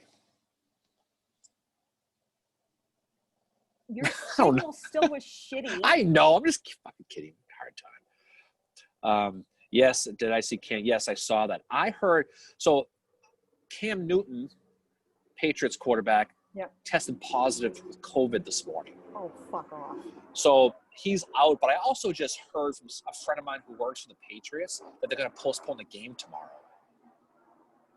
So I don't know if that's true or not, but she's telling me that the game might be postponed. Wow. Cam Newton tested positive for COVID. That's a shitty fucking thing right there. Why can't, you know what? It's just, it is what it is. But it is. Yep, it is. I'm done with COVID-19. Just, can I tell you something? They were going to beat Kansas City tomorrow too. They were going to beat them. Yeah. Belichick knows how to beat them too. Mahomes, good, but seriously, too bad. But hopefully he stays healthy and hopefully everything works out. But that's too bad to hear about that. That sucks. But I guess I'm up tomorrow afternoon off, so I guess it'll be another day of finding something to do. Virtual beers, maybe. Yep, probably. Anyway, so. Jen said, part of why I go there is no cell phone signal. Yeah, you want another place with no cell phone signal? Bragg's headquarters at Chickamauga. How about Sandwich, Massachusetts? You want a shitty signal? Your signal is shitty there. Thank you. Paul Price is watching. Hi, Paul. Oh, cool. You know Jen's dad? Is this? My dad is on you guys. Wow. Hi, Paul. Well, hi, Mr. Price. I'm going to show respect to him because I don't know him. I'm Jen's Zoom tailgate, Canadian friend. You just can't get through a conversation with Darren without an F-bomb or a finger being involved. See, Fritz knows you well already. This is unbelievable. Like I said, I am one, and Jen backed me up. Like, she was saying who I am on here when I said who I am on here and who I am in person. She saw that all at Sherman's party. Like, I was the same way. You didn't swear around me at the beginning very much, actually. Neither did you. No, you didn't. You really didn't. I know I didn't. Start swearing until one day when I said like something. I don't know. I dropped like 3 F-bombs in one sentence because I was like, wow. about something, and I'm like, ooh. Well, go. I guess I can swear then. I guess that's over with. But yeah, so that's pretty cool. So yeah, so that's good to see people signing on with this. So we'll definitely do this again pretty soon. The whole season is jeopardy with winter coming. Yeah, Fritz is right. I'm surprised the NFL even played, to be totally honest. I think it's a complete disaster. The fact that Kansas City, for example, since that's who the Patriots are playing tomorrow, or allegedly, allows fans, and I'm not allowed to go to the stadium in Foxborough when it's totally empty. That the NFL should have basically said if certain teams can't have fans, nobody can have fans. That's not fair. That's bullshit. But that's the way it is. So it's frustrating. Everything is state by state, right? it's all state by state, and so it's just one of those things. But what can you do? You know. Yeah. I will see what happens. But Fritz, someday that Cowboys Patriots Super Bowl is going to come, and it'll be awesome, and we will talk about it. But I don't think it's going to be this year. But that's okay. 2021 is going to be an even better year. Definitely. But all right. Well, Mary, I think we're done for the day. I think we've bored everybody enough today, so I think we're in good shape. Thanks everybody for watching, and we'll be back next Saturday at 10 o'clock for whatever shenanigans we decide to get up to with our morning beers. Yep. So next podcast will drop at 7-ish. Well, actually, I dropped it last night at about 10:30 or 11 o'clock. Oh, okay. Well, I'll be ready to go. We'll finish up. I'm going to hear Mary again, be all excited talking about that. Here's what you need to do, by the way. Get yourself a libation, beer, whiskey, whatever you want to do. Every time she says Snodgrass, take a shot. You'll see how far you get. Because I got a feeling you're going to hear a lot of that on the next podcast. Snodgrass. First, I'm surprised we made it this far. Jerry World is a COVID cluster waiting to happen. Yeah, it is. I mean, look, it is what it is with that. Hopefully this shit is over with pretty soon, because it just draws on you every single day. Yep. Between COVID and this endless election cycle, the border is not open, and I can't get. You can't escape it. Yeah. No, I can't. Yeah. I literally cannot escape. And we talked about the catapulting. We're going to send you over the border on a catapult. Canadian with Matt Callery. Yeah, no, that might actually happen, because I had to cancel plans with. I know Jen and I had talked about getting together a couple times. Jen Price and I, and all that, and you and I are gonna go to Gettysburg sometime. So we'll see. We'll see people down in Gettysburg here pretty soon, probably next month or so. Yep. And then Jen says thanks, you guys. Well, thank you, Jen Rolling, for coming on today and all that, and all your support. And Ben says 4 roses, here I come. That's a bourbon there. All right, well, we are going to jump off here, guys. So thank you for joining us today, and for all your support and stuff. This was it's an awesome way to spend a Saturday morning, and we will see you all again at 10 a.m. next Saturday. And Jen, can we smuggle you in? Yeah, that's the plan, actually. Might be the plan. Might have to. Well, we talked about that, how to get you over the border. Well, my Patriot source says the game tomorrow has been postponed, so I'm not sure. I don't know.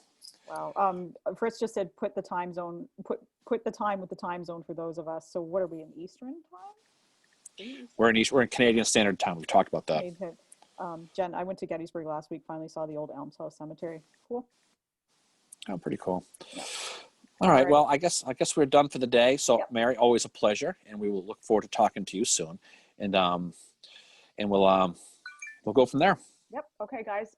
Thank you so much for all your support, and we will see you again next Saturday. And all right. I'm going to take us off the live. Bye, guys. All right. Have a great night. Great weekend, everybody.